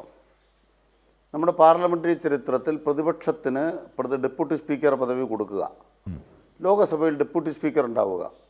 അങ്ങനെ BJPക്ക് ഡെപ്യൂട്ടി സ്പീക്കർ ഉണ്ടായിരുന്നു. BJP അധികാരത്തിലേറ്റ് ഈ 11 കൊല്ലക്കാലത്തിനൊക്കെ ലോകസഭ ഡെപ്യൂട്ടി സ്പീക്കറില്ല. നമ്മുടെ കേന്ദ്ര മന്ത്രിസഭയിൽ മുസ്ലിം വിഭാഗത്തിൽപ്പെട്ട ഒരു മന്ത്രി ഉണ്ടോ? മന്ത്രിയില്ല. മുസ്ലിം വിഭാഗത്തിൽപ്പെട്ട ഒരു മന്ത്രി ഉണ്ടെങ്കിൽ മാത്രമേ ജനാധിപത്യം ഉണ്ടാകൂ എന്നല്ല ഞാൻ പറയുന്നത്. ജനാധിപത്യം ഉണ്ടാകാൻ മതപരമായി മന്ത്രിമാരെ നോക്കണ്ട. പക്ഷേ നമ്മുടെ രാജ്യത്തെ ജനസംഖ്യയിൽ 10-18% വരുന്ന ജനവിഭാഗത്തിന് ഒരു മന്ത്രി പദവി പോലുമില്ല. അതൊരു മര്യാദയുള്ള കാര്യമാണോ? അത് റെപ്രസെൻറ്റേഷനാണോ? അത് ഉൾക്കൊള്ളലാണോ? അത് ജനാധിപത്യത്തിൻ്റെ ഏറ്റവും പ്രധാനപ്പെട്ട തത്വമാണ് ഇൻക്ലൂഷനാണ്. ഒരു പകുതി ഉണ്ടാവട്ടെ, അല്ലെ 2 പകുതി ഉണ്ടാവട്ടെ, ഇങ്ങനെയൊക്കെയല്ലേ എല്ലാ വിഭാഗങ്ങളും ഉൾക്കൊള്ളുന്നത്. എന്താണ് ചെയ്യാത്തത്? ഗുജറാത്തിൽ നിങ്ങൾ പോകുമ്പോൾ, അല്ലെങ്കിൽ മഹാരാഷ്ട്രത്തിൽ പോകുമ്പോൾ, ഇല്ലെങ്കിൽ ബീഹാറിലേക്ക് പോകുമ്പോൾ പട്ടികജാതി വിഭാഗങ്ങളിൽ ഉപജാതികൾ, ദളിത്, മഹാദളിത്, ഇങ്ങനെ നിങ്ങൾ വിഭജനം ഉണ്ടാക്കുന്നവരാണ് BJP. ആ BJP ആണ് ഈ ജനസംഖ്യയിലെ ഒരു 10-18% എടുത്തൊരു മതവിഭാഗത്തെ പൂർണ്ണമായിട്ടും തങ്ങളുടെ മന്ത്രിസഭയിൽ ഉൾപ്പെടുത്താത്തത്. ഇതാണ് BJP ചെയ്തുകൊണ്ടിരിക്കുന്നത്. ഇങ്ങനെ ചെയ്യുന്ന BJPയുടെ ഗവൺമെൻറ്റാണോ പോകേണ്ടത്, ധൻഖറാണോ പോകേണ്ടത്? പ്രതിപക്ഷം പരാതിപ്പെട്ടുകൊണ്ട് ധൻഖറിനെ വിട്ടെന്ന് പറഞ്ഞാൽ കൊള്ളാം. ആദ്യം വിടേണ്ടത് എന്താണ്? മോദിയല്ലേ പോകേണ്ടത്, അമിത്ഷയല്ലേ പോകേണ്ടത്? കുറഞ്ഞ പക്ഷം ആ പഹൽഗാമിൽ വന്ന് ഇന്ത്യക്കാരനെ കൊന്നിട്ട് പോയ ഒരു ഭീകരവാദിയുടെ പേര് പറയാൻ പറ്റാതെ ഈ മോദി ലോകം മുഴുവൻ നടക്കുന്നത് എന്തിനാ? ഞാൻ അത്ര ചോദിക്കുന്നു. കാതലായ ചോദ്യങ്ങളാണ്. നമ്മൾ ചർച്ച വൈൻഡപ്പ് ചെയ്യാണ്. ഒന്നുകിൽ വഞ്ചക ഗവൺമെന്റാണ്, ഭീകരവാദികളോട്ട് ഒത്തുതീർപ്പുണ്ടാക്കി. ശ്രീ സെബാസ്റ്റ്യൻ പോൾ, അതായത് ധൻഖർ മാറിയാൽ അതിന് പകരം ഇങ്ങോട്ട് അയച്ച ആ ഭീകരവാദി ആരെന്ന് മോദിക്ക് അറിയത്തില്ല. അതാണ്. എന്നിട്ടോ ആ പട്ടാളത്തിൻ്റെ തലവനെ ട്രംപ് വിളിച്ച് അത്താഴ വിരുന്ന് കൊടുത്തു. ആ ട്രംപിൻ്റെ കൂടിയാണ് മോദി. ആ ട്രംപിന് പിന്തുണ പ്രഖ്യാപിക്കുകയാണ് മോദി. ഏത് മോദിക്ക്? വൈറ്റ് ഹൗസിൽ ഒരു പട്ടാള തലവനെ വിളിച്ച് വിരുന്ന് കൊടുത്തിട്ട് എൻ്റെ ഏറ്റവും വലിയ ദിവസമാണെന്ന്, പുണ്യദിനാണെന്ന് എന്ന് പറഞ്ഞ മോദി, ട്രംപ് പറഞ്ഞു. ആ പട്ടാള തലവൻ എന്ന് പറയുന്നത് ഈ ഭീകരവാദി ഇങ്ങോട്ട് പറഞ്ഞു വിട്ട പട്ടാളത്തിൻ്റെ തലവനാണ്, പാകിസ്ഥാൻ്റെ. ഇതാണ് ഇന്ത്യ രാജ്യത്ത് BJP. അതുകൊണ്ട് BJPക്കാർക്ക് എത്ര കാലം ഇങ്ങനെ സർക്കസും ബാലൻസും കളിച്ച് നിൽക്കാൻ പറ്റും? ധൻഖറിനോട് ഇപ്പോൾ നിങ്ങൾക്ക് താല്പര്യം കാണുകയില്ല, വേറെ എന്തോ വിഷയം വന്ന് കാണും. ധൻഖറിനെ നിങ്ങൾ കൈയൊഴിഞ്ഞ് കാണും. അതിൻ്റെ പേരിൽ ധൻഖറിനെ നിങ്ങൾ പാക്ക് ചെയ്ത് കാണും. തീർച്ചയായും ഒരു പെട്ടി പാക്ക് ചെയ്ത പോലെ അതാണ് അങ്ങനെ ഒരു പാക്കിംഗ് ആണ്. ശ്രീ സെബാസ്റ്റ്യൻ പോൾ അവസാനമായി ചുരുക്കി, അതായത് ഈ ഒരു യാത്രയയപ്പ് പോലും നൽകാതെ പറഞ്ഞു വിടുന്നു ധൻഖറിനെ. അങ്ങനെ ഒരു സമീപനം കേന്ദ്ര സർക്കാർ സ്വീകരിക്കുന്നു. ധൻഖർ പോയാൽ അതിന് പകരം മറ്റൊരാൾ വരുമായിരിക്കാം. അത് ആര് എന്നുള്ള ചർച്ചകൾ ഇതിനകം തന്നെ തുടങ്ങിയിട്ടുണ്ട്. അതിൻ്റെ പല പാക്കേജുകൾ ഒക്കെ രാഷ്ട്രീയമായി വരുന്നു. അതവിടെ നിൽക്കട്ടെ. പക്ഷേ കാണിക്കേണ്ട ജനാധിപത്യപരമായ ചില സഭ്യതകളുണ്ട്. അതിനോടുള്ള ലംഘനമാണ് ഇവിടെ ചോദ്യം ചെയ്യപ്പെടുന്നത്. ഒരു യാത്രയയപ്പ് പോലും ഇല്ലാതെ എങ്ങനെയാണ് പറഞ്ഞിരിക്കുന്നത്? പ്രതിപക്ഷം ആവശ്യപ്പെട്ടിട്ട് പോലും. ചുരുക്കി ശ്രീ സെബാസ്റ്റ്യൻ പോൾ. അല്ല, BJPയുടെ ഒരു ചാവേറിൻ്റെ നിലയിലേക്ക് താഴ്ന്നുകൊണ്ട്, സ്വയം താഴ്ന്നുകൊണ്ട് ഉള്ള പ്രവർത്തനമായിരുന്നു ഉപരാഷ്ട്രപതി എന്ന നിലയിൽ ധൻഖർ നടത്തിക്കൊണ്ടിരുന്നത്, രാജ്യസഭയുടെ അധ്യക്ഷൻ എന്ന നിലയിലും. അപ്പോൾ അദ്ദേഹം ഏതായാലും രാജിവെച്ച് പോകുമ്പോൾ നമ്മൾ ആദ്യമേ ചർച്ചയിൽ പറഞ്ഞു, അത് ആ വിവരം പാർലമെൻറ്റിനെ അറിയിക്കുക. മറ്റൊന്ന്, അദ്ദേഹത്തിന് ഉചിതമായ ഒരു യാത്രയയപ്പ് നൽകുക. അതൊക്കെ സാധാരണ നടക്കുന്നതല്ലേ. ഏത് ഒരു സർക്കാർ ജീവനക്കാരൻ പിരിഞ്ഞു പോകുമ്പോഴും ഒരു റിട്ടയർമെൻറ്റ് അതൊക്കെ ഒരു സാമാന്യ മര്യാദയുടെ ഭാഗമാണ്. ഇവിടെ അതുപോലും ചെയ്യാൻ കഴിയാത്ത രീതിയിൽ ധൻഖർ എന്തുകൊണ്ട് BJPക്ക് ഇത്രമാത്രം അനഭിമതനായി എന്ന ചോദ്യമുണ്ട്. ധൻഖർ പറഞ്ഞ കാര്യങ്ങളൊക്കെ BJPയുടെ മുദ്രാവാക്യങ്ങളാണ്, അവരുടെ ആശയങ്ങളാണ്. അപ്പോൾ അത് BJP തള്ളിക്കളയുന്നുണ്ടോ? ഇപ്പോൾ പറയാൻ കഴിയില്ലല്ലോ. പക്ഷേ ധൻഖറുമായി വരുമ്പോൾ ഈ മൗലികമായ വിഷയങ്ങളിലുള്ള അഭിപ്രായ വ്യത്യാസമായിരിക്കില്ല, അവിടെ മറ്റെന്തോ സംഭവിച്ചിരിക്കുന്നു.